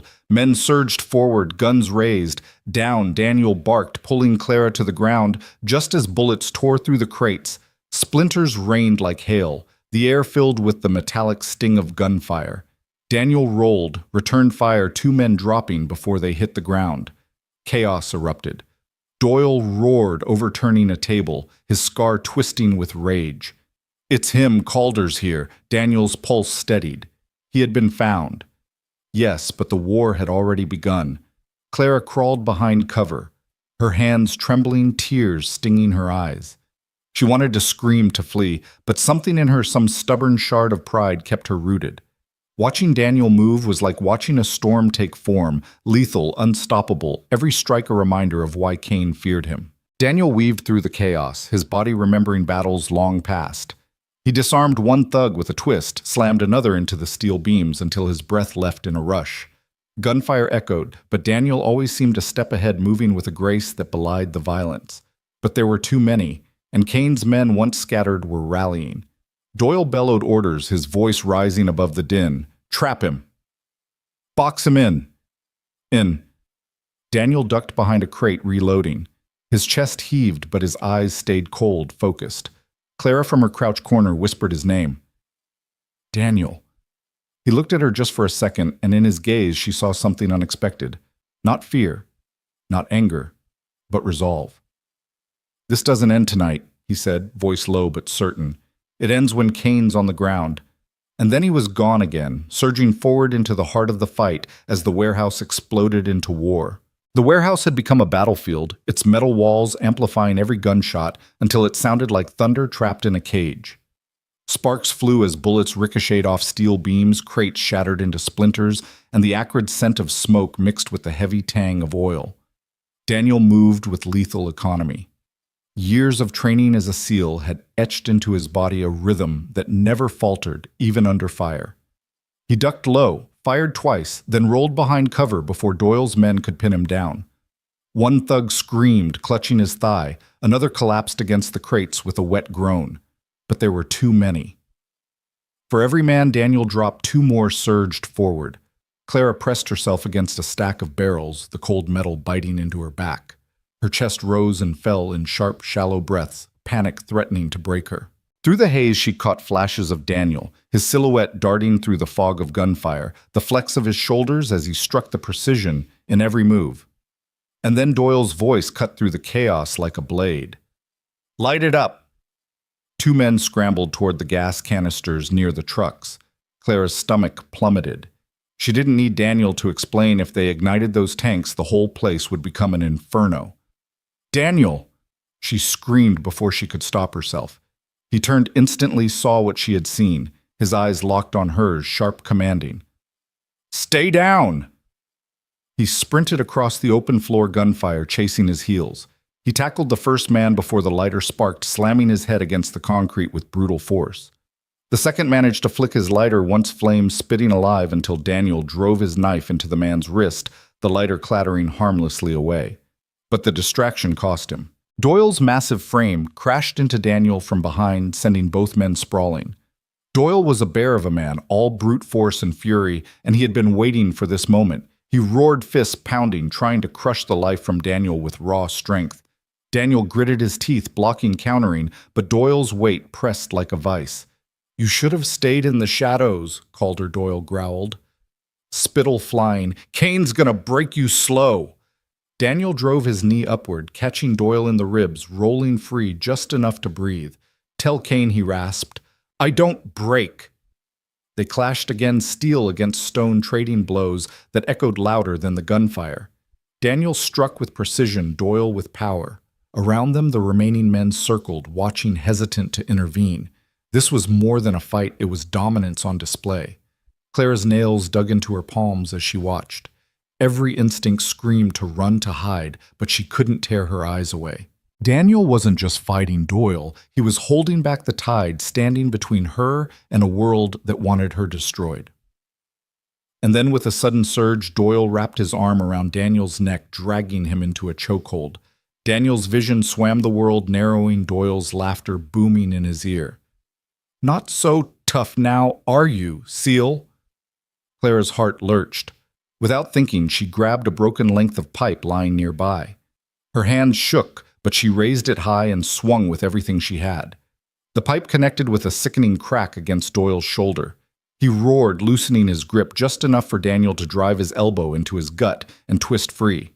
Daniel didn't waste the opening. He slammed Doyle against a steel beam, fists a blur until the scarred man slumped, dazed and broken to the floor. The room fell silent, the gang's bravado bleeding out of them as they saw their enforcer defeated. Daniel, chest-heaving, turned to Clara. She still held the pipe, trembling eyes wide. For a moment they simply stared at each other, both stunned by what she had done. Then shouts rose outside. Engines revved, headlights sliced through the warehouse windows. Reinforcements.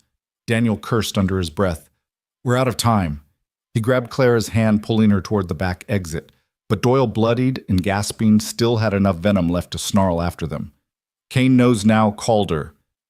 He knows you're with her, and when he comes, not even you will stop him." The words chased them into the night, into the fog-thick harbor, where escape was a fragile thread. Clara stumbled beside him, fear clawing at her throat. "He's right, isn't he? Kane won't stop until one of us is dead." Daniel glanced at her jaw-set eyes, burning with a resolve that chilled and steadied her all at once. "Then we make sure it's him." The fog swallowed their footsteps, but behind them the city stirred the echo of war, spreading faster than either of them could contain. The harbor night was thick with mist, the kind that clung to the skin and muffled every sound until the world felt wrapped in gauze. Clara stumbled across the uneven planks of the pier, her heels clicking like nervous heartbeats. Daniel's grip on her hand was firm, guiding her with the sure-footedness of a man who'd moved through darker places than this. Behind them, the warehouse roared alive again, shouts, engines, the crack of weapons being reloaded. Doyle's men weren't broken, they were regrouping. "Keep moving."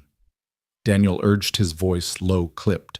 His chest still rose hard from the fight, but his eyes scanned the harbor like a hawk's, every shadow a possible threat. "I can't." Clara's breath came in sharp gasps. Her lungs burned from smoke and fear. "I can't run anymore." Daniel pulled her close, pressing her against the cold siding of a storage shed. The wooden board smelled of salt and mildew. He leaned in close enough that she could see the sweat streaking his brow, the tiny scar above his lip, the storm locked in his gaze. "You can," he said firmly, "because stopping means dying. Do you trust me?" Clara hesitated, but the answer rose unbidden raw. "Yes." A faint smile, quick gone, flickered across his lips. "Then breathe. Follow my lead." The low rumble of motorcycle engines rolled through the fog, and suddenly headlights slashed the mist. Figures emerged, more men clad in leather, their patches catching the weak glow. 50, maybe more. The roar of the Hells Angels. Clara froze. "Oh, God." Daniel's jaw tightened. His fingers slid to the knife strapped at his thigh, then to the pistol at his waist, counting his dwindling options. 50 against 1. Even a seal couldn't hold that ground forever. The gang spread out, boots crunching over gravel, weapons glinting. At their center stood a tall, lean man in a black coat, his face, angular eyes cold as winter stone. "Kane." Clara's breath snagged in her throat.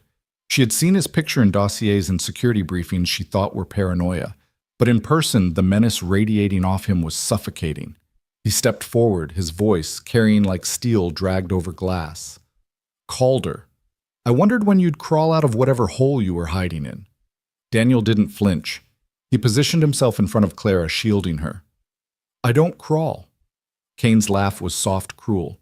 Still cocky, still thinking you can stand alone against the tide.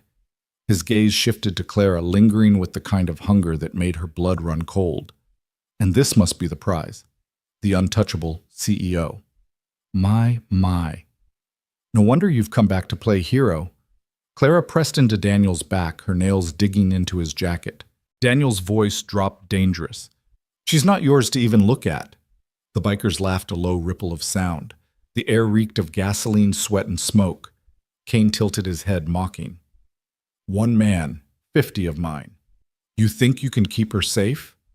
Daniel's reply was quiet, steady, but it struck like a hammer. Try me. The tension snapped. The first biker lunged, chain swinging. Daniel moved like lightning, ducking under the arc and slamming his elbow into the man's ribs. Bone cracked.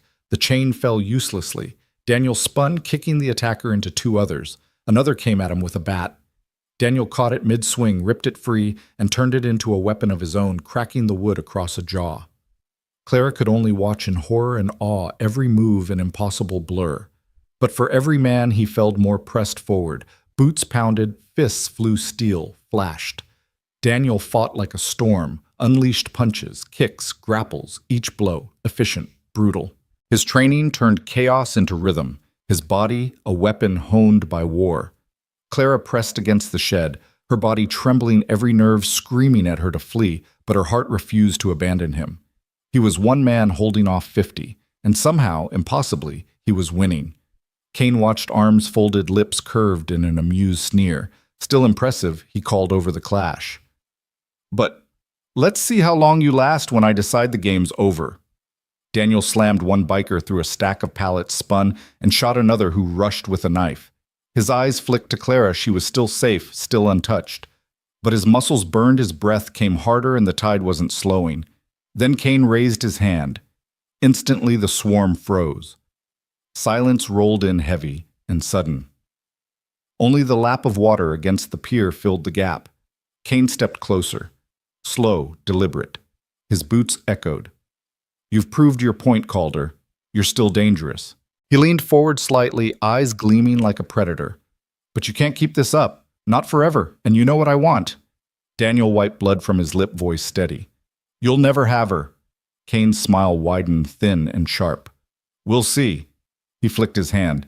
Instantly, the bikers parted, a path opening through the mist. I'll let you live tonight. Consider it. Mercy. But the clock's ticking. Next time I take her. And I bury you. The roar of engines came again. One by one, the bikers mounted their bikes, the thunder of exhaust swallowing the harbor as they pulled away. Kane lingered, his gaze fixed on Daniel and Clara until the fog swallowed him too. When the sound finally faded, Clara collapsed to her knees, shaking so violently she could barely breathe. Why didn't he kill us? She whispered. Daniel knelt beside her, his hand steady on her back. His voice was low, grim. Because Kane doesn't just want blood. He wants fear. He wants control. Clara lifted her eyes to him, wide and desperate. So what do we do? Daniel stared into the mist, every nerve in him humming with the certainty of war. We take the fight to him, before he comes for us. The night air carried the faintest echo of laughter, like Kane's shadow still lingered. Clara shivered, realizing they had only survived the first strike. The motel room was dim lit only by a single flickering bulb that buzzed like a trapped insect. Clara sat on the edge of the bed, her hands trembling as she tried to wipe the grime from her face with a damp towel. She could still hear the roar of those motorcycles echoing in her skull like the night wouldn't let her go. Daniel paced the room like a caged lion, shoulders taut, jaw grinding. He had patched the gash on his arm with duct tape and gauze, but blood still seeped through. His shirt clung to his back, drenched in sweat and streaked with dirt. Clara glanced at him, voice shaky. You took on 50 men tonight. You should be dead. Daniel stopped, finally looking at her. His eyes were calm but hard like steel that had been through the fire too many times. I fought worse, in worse places. Her throat tightened. That man Kane. He looked at me like I was already his. Why didn't he just finish it? Daniel sank into the chair across from her, the springs creaking under his weight. He rubbed his palms together, staring at the floor as though seeing ghosts only he could recognize. Because Kane doesn't just kill, he hunts. He wants you afraid, cornered. That's how he keeps control. He wants me stretched thin before he makes his move. Clara pressed the towel to her face, trying to steady herself. Then what do we do? We can't just wait for him to come back. Daniel leaned forward, voice low. We don't wait. We hit him where it hurts. She blinked at him, stunned. You mean fight him? That's insane. He has an army. I don't need an army. Daniel said, his tone quiet but firm. I need precision. I know how he moves, where he hides the weak points he doesn't guard because he thinks no one's stupid enough to try. That's where we strike. Clara's hands dropped into her lap. She wanted to argue, wanted to scream at the madness of it, but a flicker of something steadied her. The way he had stood between her and death, unflinching like he'd been born for it. For the first time, she wondered if maybe he was the only one who could stand against a man like Cain. Her voice softened. And what happens when you're gone? When he finally takes you down. Daniel's gaze lifted to hers, unwavering. Then at least I'll go down making sure he never lays a hand on you.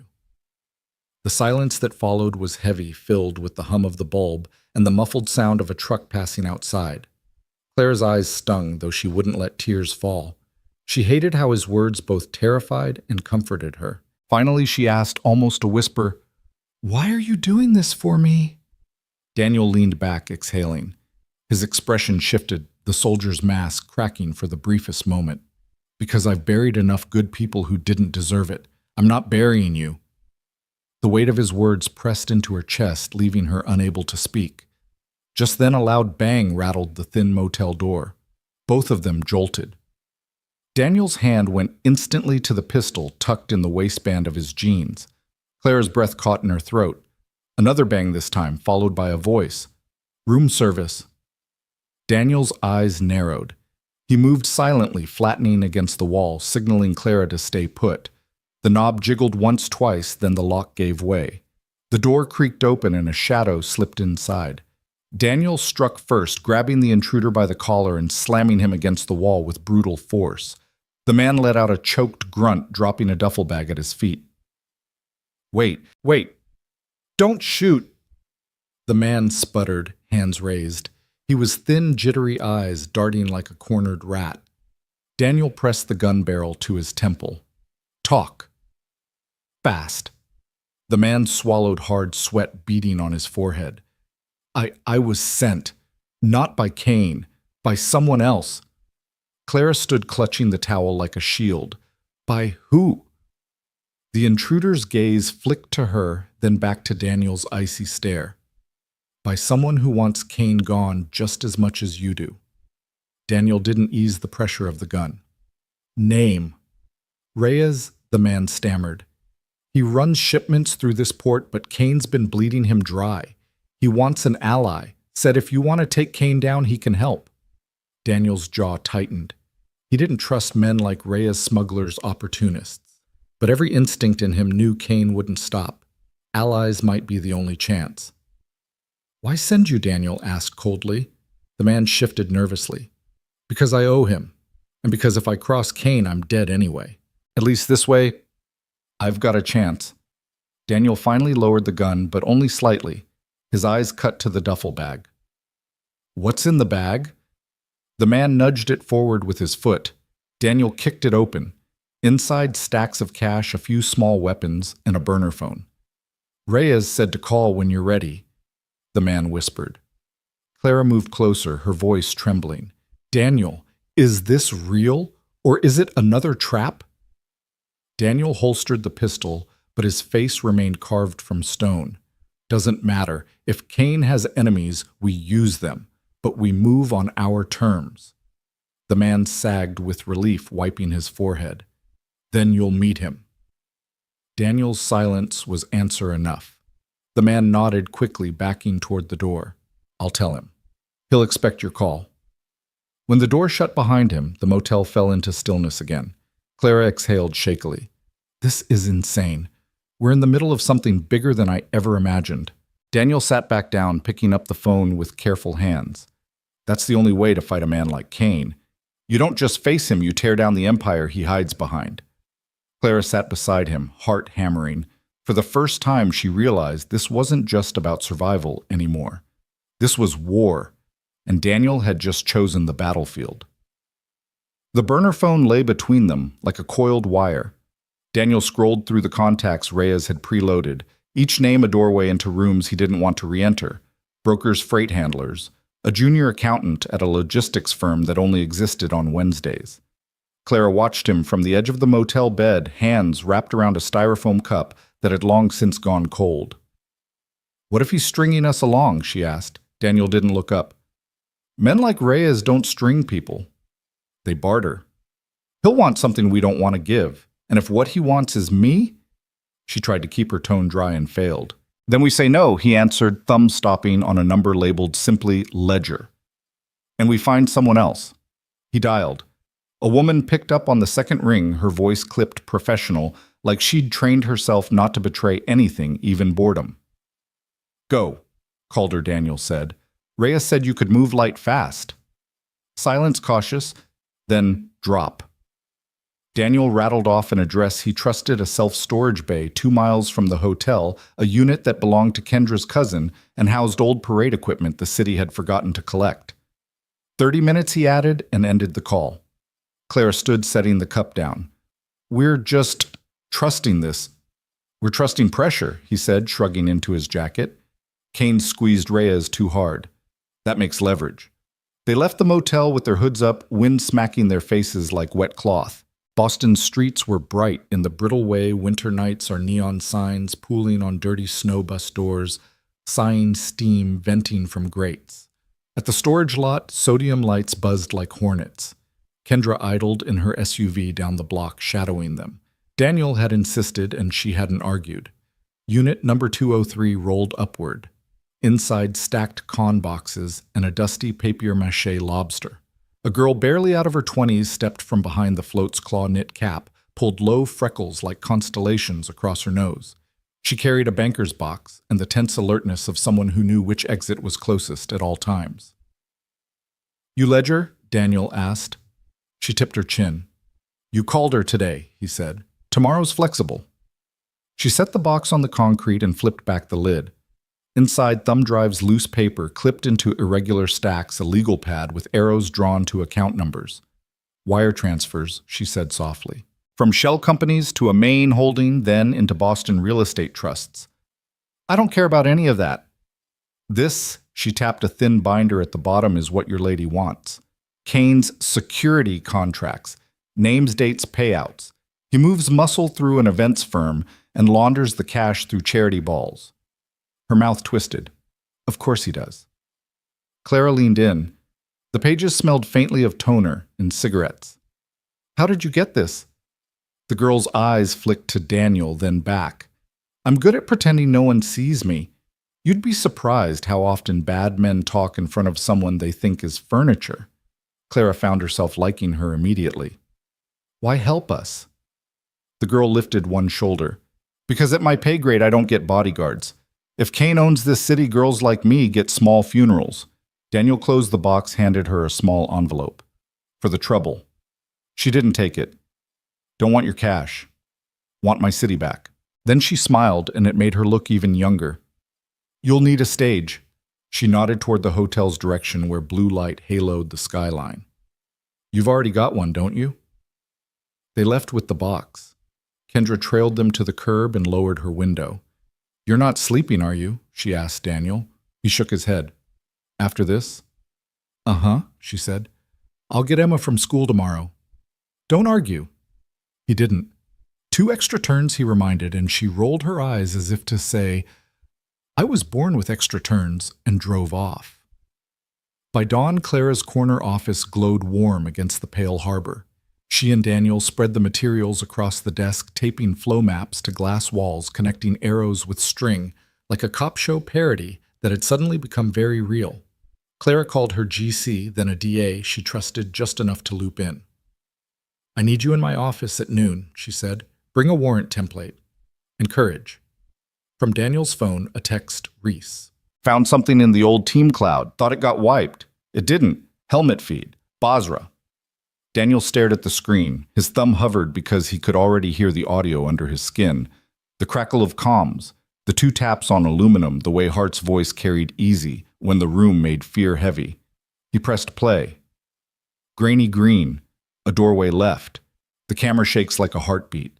A shadow cuts across the frame, tall, angular, with a grin that never reached his eyes. Kane, younger by a decade, turning toward the contractor SUV, hand slicing the air in a retreat signal that wasn't in anyone's plan. Seconds later, the feed arcs wild as an explosion blooms where cover was supposed to be. Clara's breath hitched. This is what he did to you. It's what he did to Hart, Daniels said, throat lined with gravel. He forwarded the file to the DA, then to himself again, and then to 3 other addresses he didn't name, out loud the redundancy of a man who'd been in too many rooms where the only copy vanished. At 11, Clara called a press conference at the Harrington Hotel across the common neutral territory with better lighting. Her head of comms went pale when she heard, then steadied. "We script nothing," Clara said. "We show everything." They arrived early. The Harrington's ballroom wore its wealth less loudly than the Imperial's plush carpet, the color of midnight, a chandelier that glowed rather than glittered. Technicians clipped mics to lapels. The event manager tried to assert some semblance of run of show until Daniel handed him a printed list that was in essence the same, but with the exits marked and the risers braced. "Where do you want to stand?" Clara asked. "Back," Daniel said, scanning the room. "Left of stage. I'm not the story." At noon, sharp cameras winked awake. The first rows filled with press the back with employees in cardigans who had ducked out of lunch because history had sent an email. Clara stepped up to the podium, the fox-eared backpack somewhere across town in Kendra's truck, the weight of a father's promise sitting between her shoulder blades. "Good afternoon," she began. "For weeks I've been pressured to sell my company to a man who believes fear is a strategy. Last night that pressure turned violent again. Today I'm going to show you why I refused and who exactly has been asking." Murmurs traveled like wind through tall grass. A few phones lifted higher. Somewhere near the doors, a man in a navy suit slipped in and leaned against the wall like he owned it. Kane. He didn't bother to hide. Clara nodded to the AV tech. The lights dimmed, the projection screen hummed, and the Basra footage filled the wall, green, jittery, terrible in the way truth often is. The room turned into held breath. Hart's voice. 2 minutes. The contractor team's angle. We're pulled repeat. The cut of Kane's profile decisiveness weaponized as desertion. Then the blast that erased a safe path and a friend.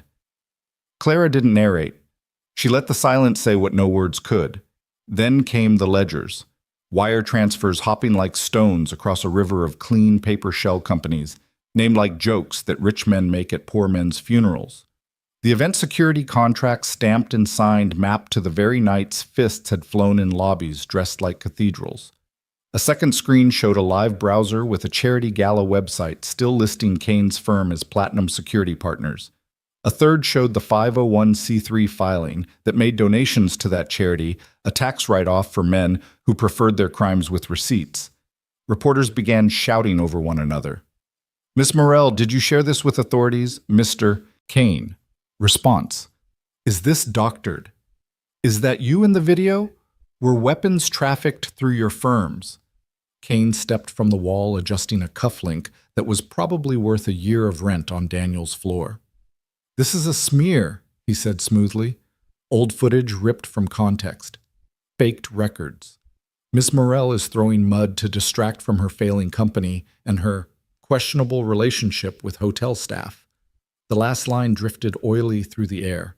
Daniel felt spines stiffen in the back rows, the hurt of a class of work insulted in their own city. He watched Clara absorb the blow, roll it in her palm, and set it down.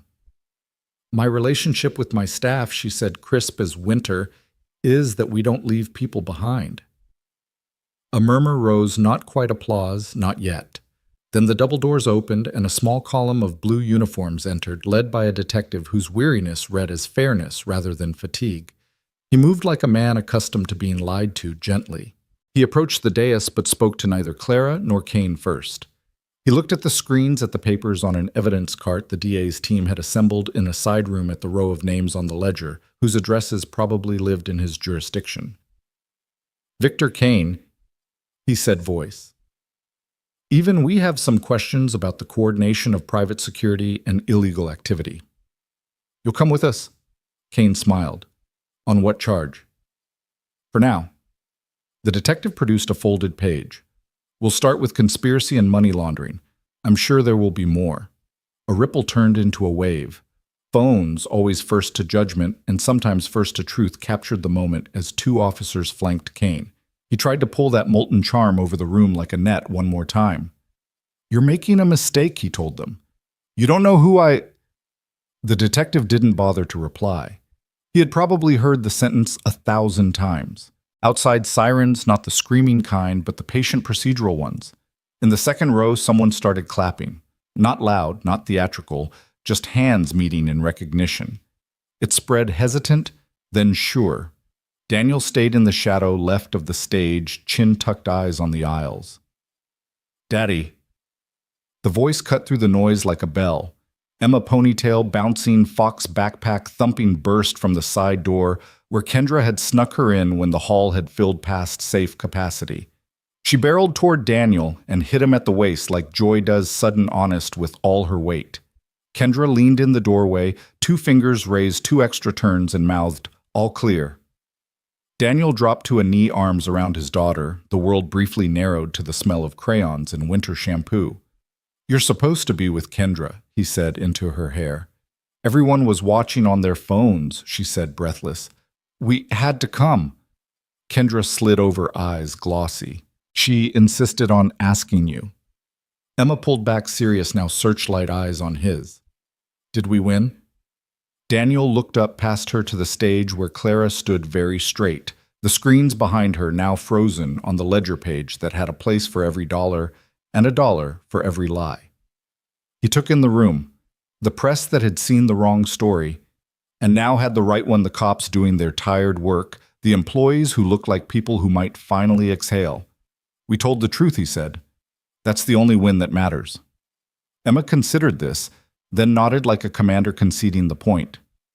"Okay," she said, and squeezed him once more before releasing him to the wide world again.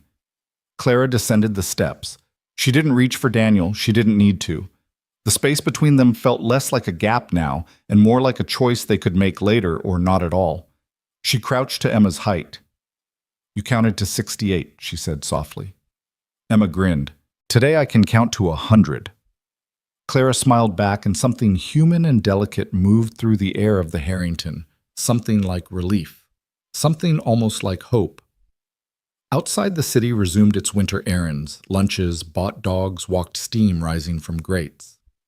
Inside, the stagehands dimmed the projector and folded chairs with the efficiency that keeps cities from dissolving into the drama they host. Daniel watched Kane disappear into a hallway of law, then turned toward the door where ordinary light waited. He took Emma's hand. He glanced once at Clara. "Come on," he said. "We've got a lot of small things to take care of." And for the first time in a long time, the path ahead didn't look like a battlefield. It looked like a street, which for now was more than enough. The snow had started again by the time they left the Harrington.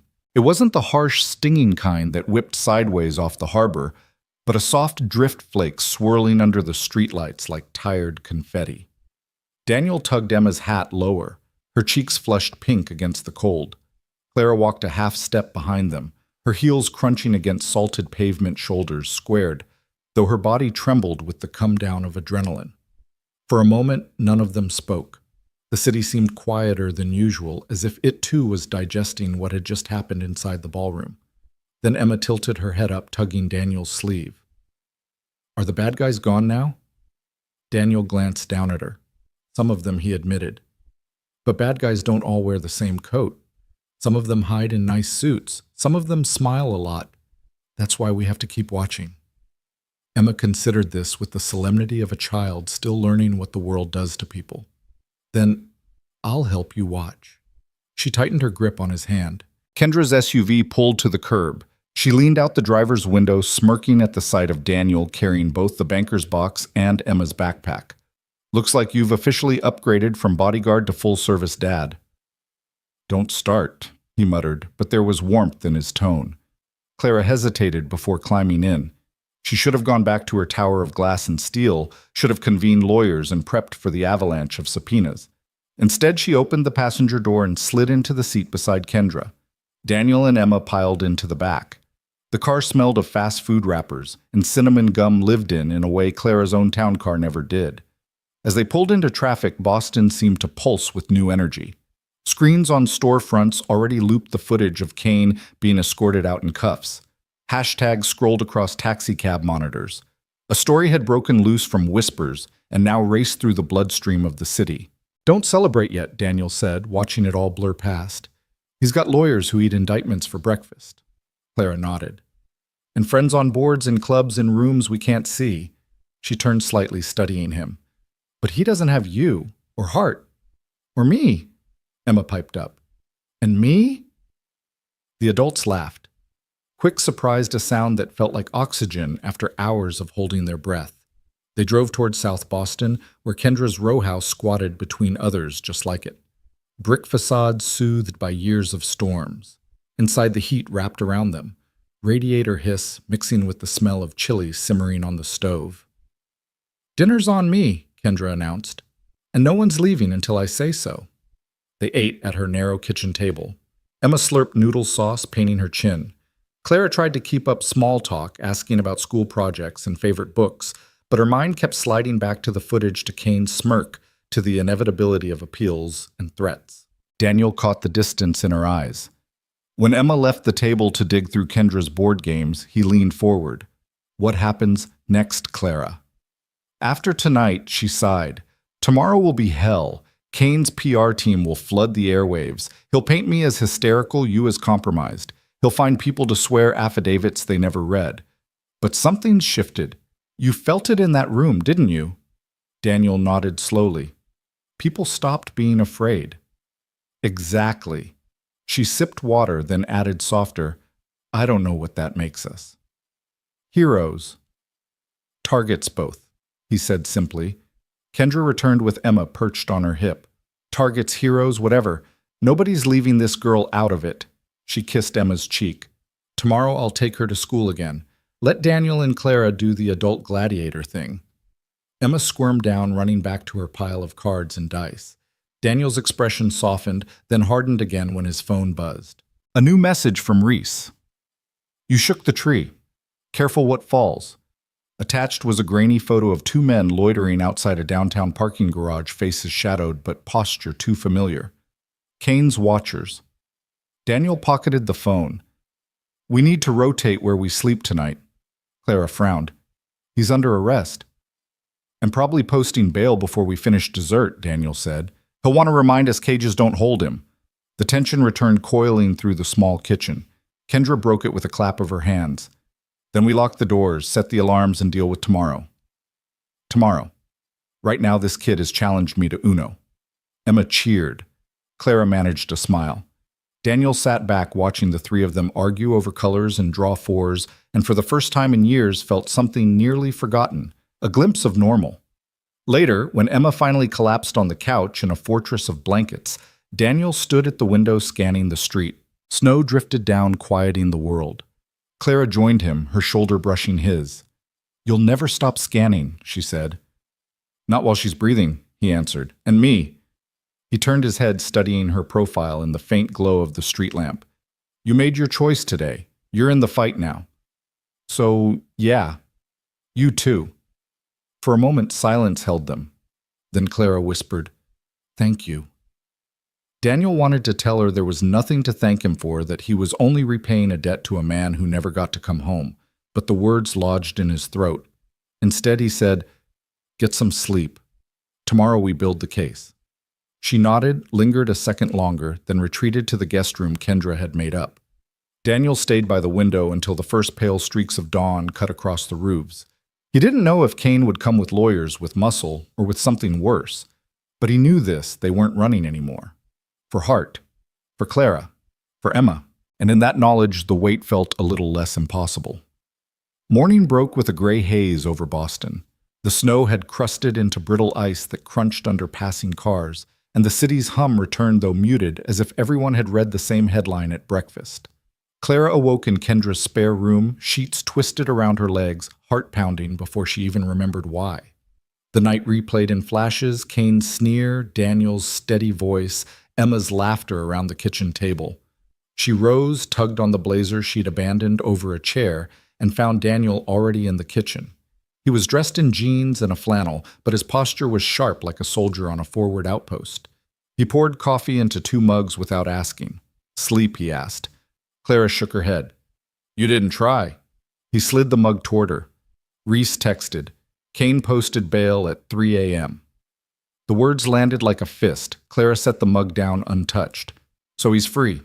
For now. Which means he'll push back harder. He'll want to make you the villain." Kendra joined them, hair wild robe half-tied. The news is already buzzing. Talk shows are debating if Clara Moore is the fallen angel of Wall Street. She made air quotes.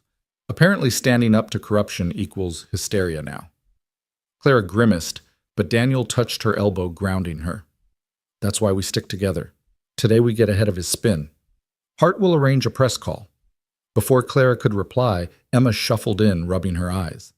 "Is it safe to go to school today?" she asked quietly. Daniel crouched. "I'll walk you myself. No one touches you while I'm around." She nodded solemnly, then whispered, "And Miss Clara too." Clara swallowed the lump in her throat. "Yes, sweetheart. Me too." Mercedes. By mid-morning, they were back downtown. A small press pool gathered on the courthouse steps. Cameras clicked as Clara, flanked by Daniel and Hart, delivered a short statement. "Corruption thrives on silence. Last night we broke that silence. The fight is not over, but neither am I."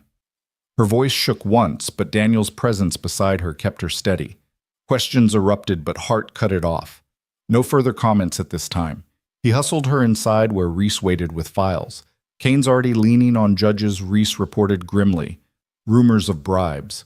"We can't just fight this in court, we need the people on our side."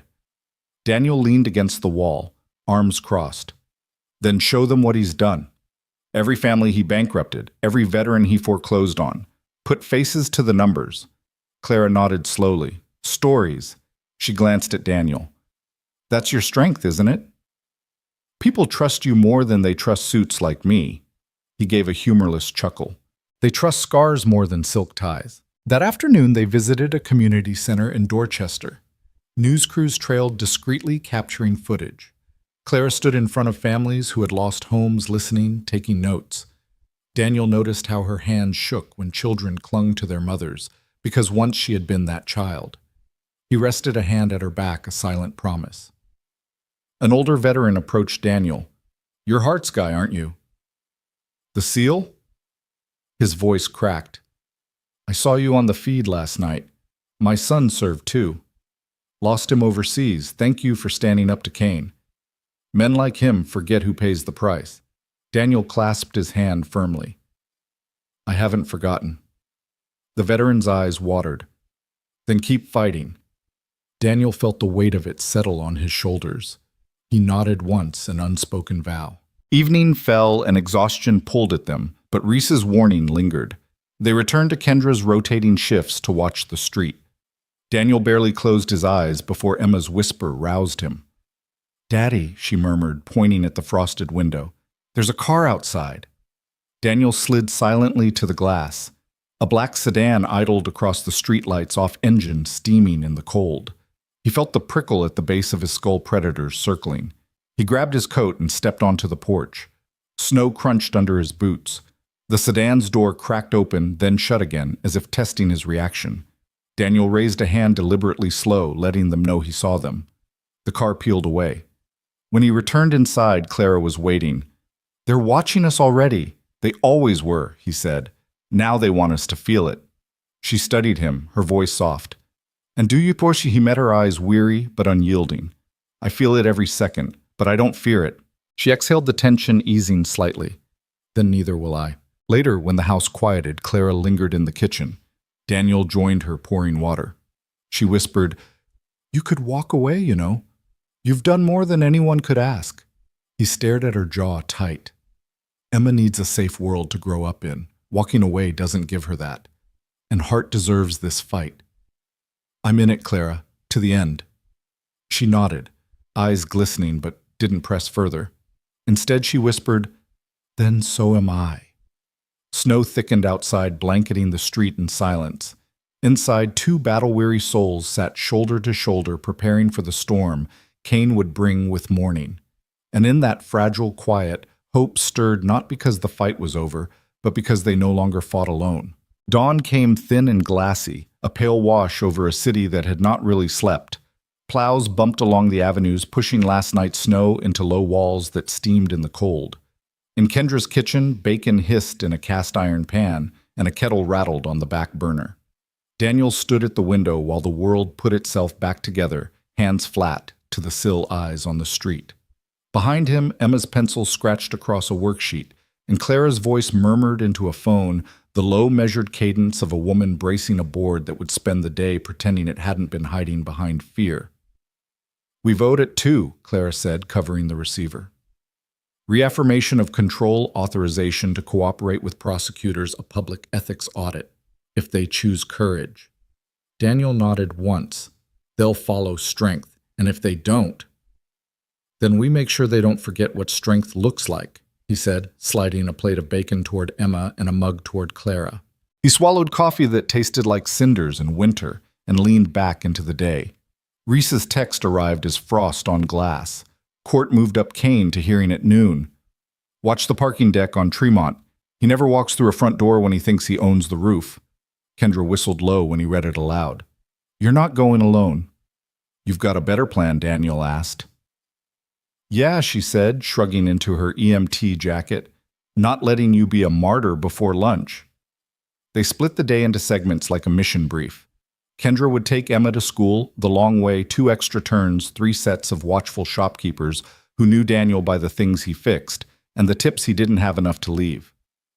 Clara would go to headquarters with Hart and the GC sweeps at every door IDs reissued, 1 elevator locked down. Daniel would ride the outer ring like weather visible enough to change how people behaved, invisible enough to keep the ones who needed him from getting spooked. They hit the street in a line, Kendra and Emma first all pink scarf and fox backpack and mittened waves to the Bodega Cat.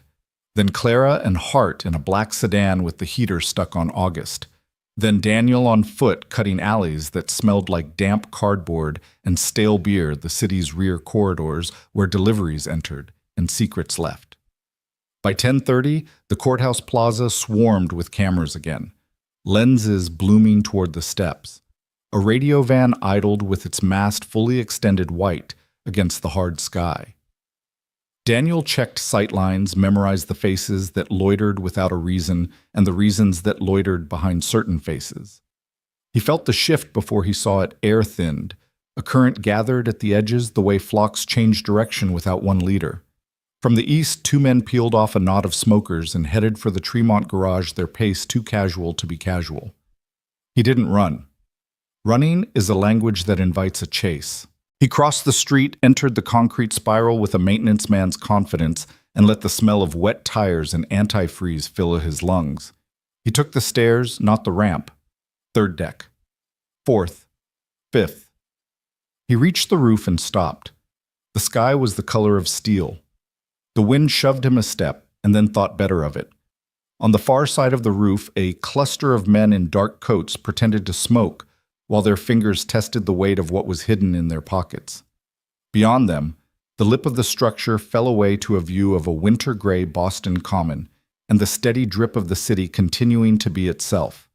Between Daniel and the cluster, a woman in a charcoal suit, hair pinned back tight, walking toward the roof access door with Hart 3 paces behind. Clara Daniel called voice level but carrying. She turned. The smoking men didn't.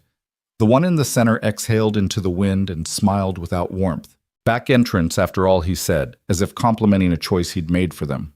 I was beginning to think you'd lost your instincts. Clara stopped. Hart's hand went to his coat, then fell again. A lawyer, not a soldier, remembering which weapons his license allowed him to carry. The man stepped forward, the others fanning to his sides like chess pieces taking their squares. He wasn't Kane. He was the knife Kane sent when he needed a room softened. A distinctive scar stitched his jawline, a souvenir from men who didn't send knives. Doyle had worn one like that. This was a different angle, a different grin, same company. Kane sends his regrets, the man said lightly. He's delayed. But I'm a very good consolation prize, Ms. Morell. Mr. Hart. My client wants a moment. No, Daniel said. The word sat between them like a brick sunk in ice. He kept his hands open, visible. Nobody goes anywhere. The grin tilted. The janitor speaks. He took a step too close to the edge of the four-step square Daniel was already measuring on the roof. You must be the one who made my colleagues famous in the ballroom. Fame's not what I handed them, Daniel said. Breathing is. You could hand us the woman, the man suggested. Less paperwork, fewer bruises, everyone home in time for the evening news. Clara's voice came from a clean, cold place. I'll walk through a storm before I'll walk with you. The man's smile died. He flicked his fingers a small command and the line advanced. Time braided itself. Things Daniel had done on other roofs in other countries came back through doors he'd kept shut. Weight shifted, the wind pulled hard.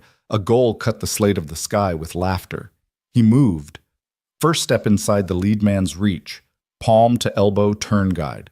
The wrist rolled. The gun went looking for a place to rest and chose the concrete. Second step, pivot to the left. Lift a chin with the heel of a hand soft enough to sleep, not enough to break.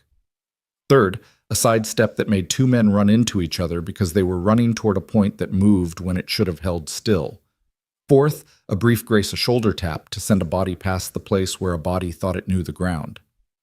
Hart hustled Clara toward the stairwell, but the scarred man anticipated the move and cut them off, a blade flashing dull in the gray. Daniel flowed between edges and outcomes and put his forearm against the man's wrist before the blade had chosen a destination. The knife skipped across the roof like a flat stone thrown low over a lake. Try again, the man panted. No. Daniel said more softly now, and caught him at the hip, used the man's own torque to put him on his back without asking gravity's permission. Concrete whispered against wool. Breath left a body in a sound that remembered a younger fall. Footsteps took the stairs two at a time. Not a threat boots that were trained to show up and ask what hurt. Kendra burst out onto the roof, EMT jacket bright as a flag. Left side, she barked to no one and everyone tossing a pair of flex cuffs that skidded to Daniel's feet. Behind her, two uniformed officers who'd been waiting on the courthouse steps, patience like a second spine, shouldered through the door with the relief of men whose day had been waiting for something to do. Hands where I can see them, an officer shouted, voice steady. The scarred man tried to rise, met Daniel's eyes, and found the difference between a brawl and a decision. He set his palms flat to the roof. Down the ramp, a low engine note pulsed, a luxury sedan taking curves too smooth. A black car nosed into view, stopped, idled. The rear door opened as if a valet had rolled out invisible carpet. Victor Kane stepped onto the roof in a dark coat that hid its price and a smile that hoped to hide its owner. He looked older than yesterday, as if arrest had skinned the lacquer off him, but his eyes still carried the conviction of a man who thought he could order the weather. Mr. Callahan, he said pleasantly, savoring the syllables.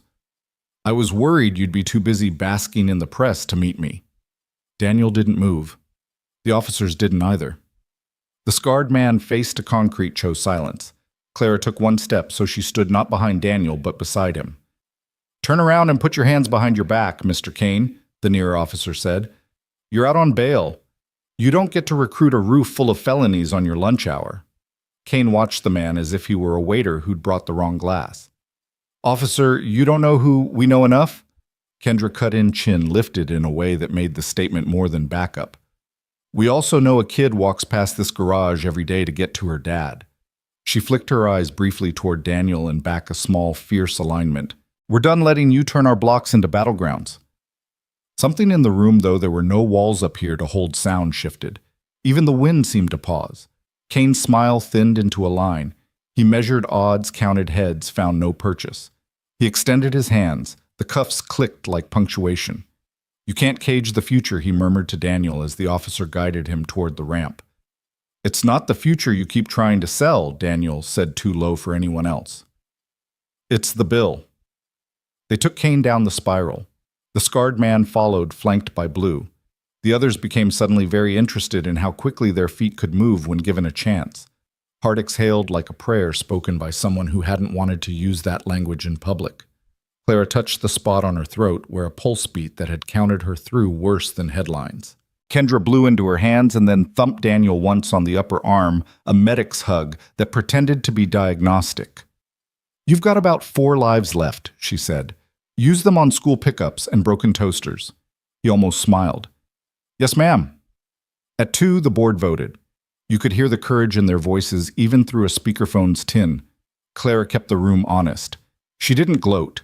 She set timelines, she promised audits, she told the truth, even where it cut her a little to hold it. Hart watched from the corner and decided to stop writing his resignation letter and start writing an ethics code. By 6, the light went the color of honey, and the park's paths frosted over again. They walked there because motion calms bodies that have been asked to be edges all day. Emma's boots squeaked.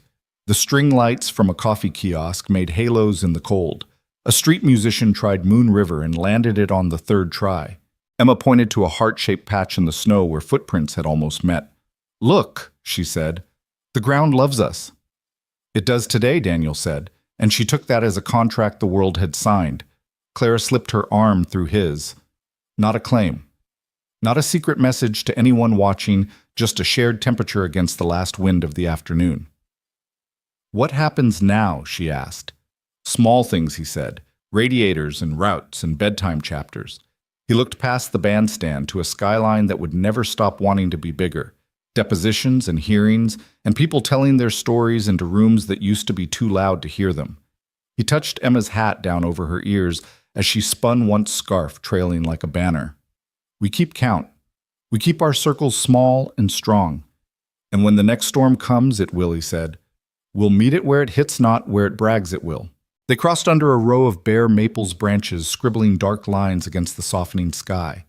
Daniel felt the knot in his chest that had been there since a warehouse in another country ease by a measure he could finally name. It wasn't that the fight was over. It never would be. It was that the fight was no longer a thing he did alone in rooms lit too green to tell friend from enemy. Hart's 2 taps lived in his bones, and when he tapped the railing lightly once, twice, Emma tapped back without asking what it meant. Back home, the radiator hissed like a lullaby.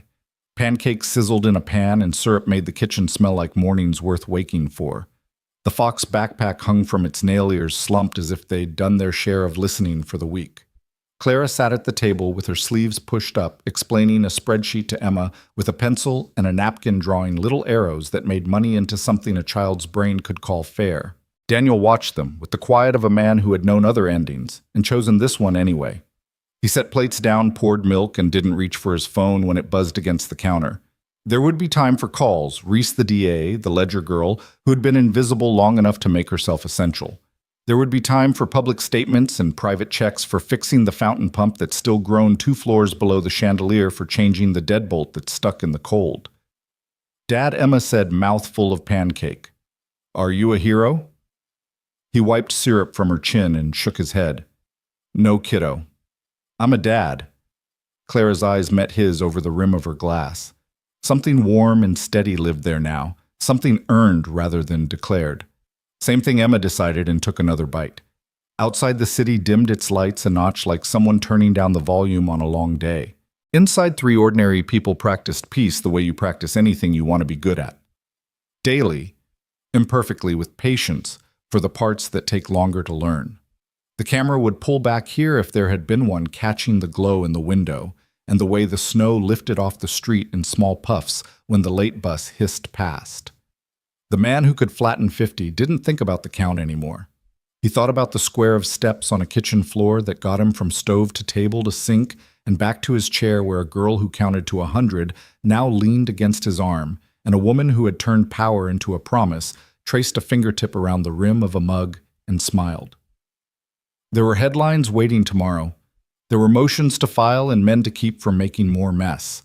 There were strings of lights to coil and a faucet in 2C that had started its stubborn drip again. There were always storms lining up on the horizon like trains.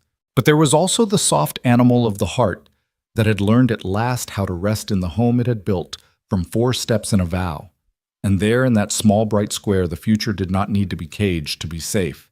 It only needed to be held gently and without fear by people who had decided that what they protected was worth more than the noise that tried to scare it away.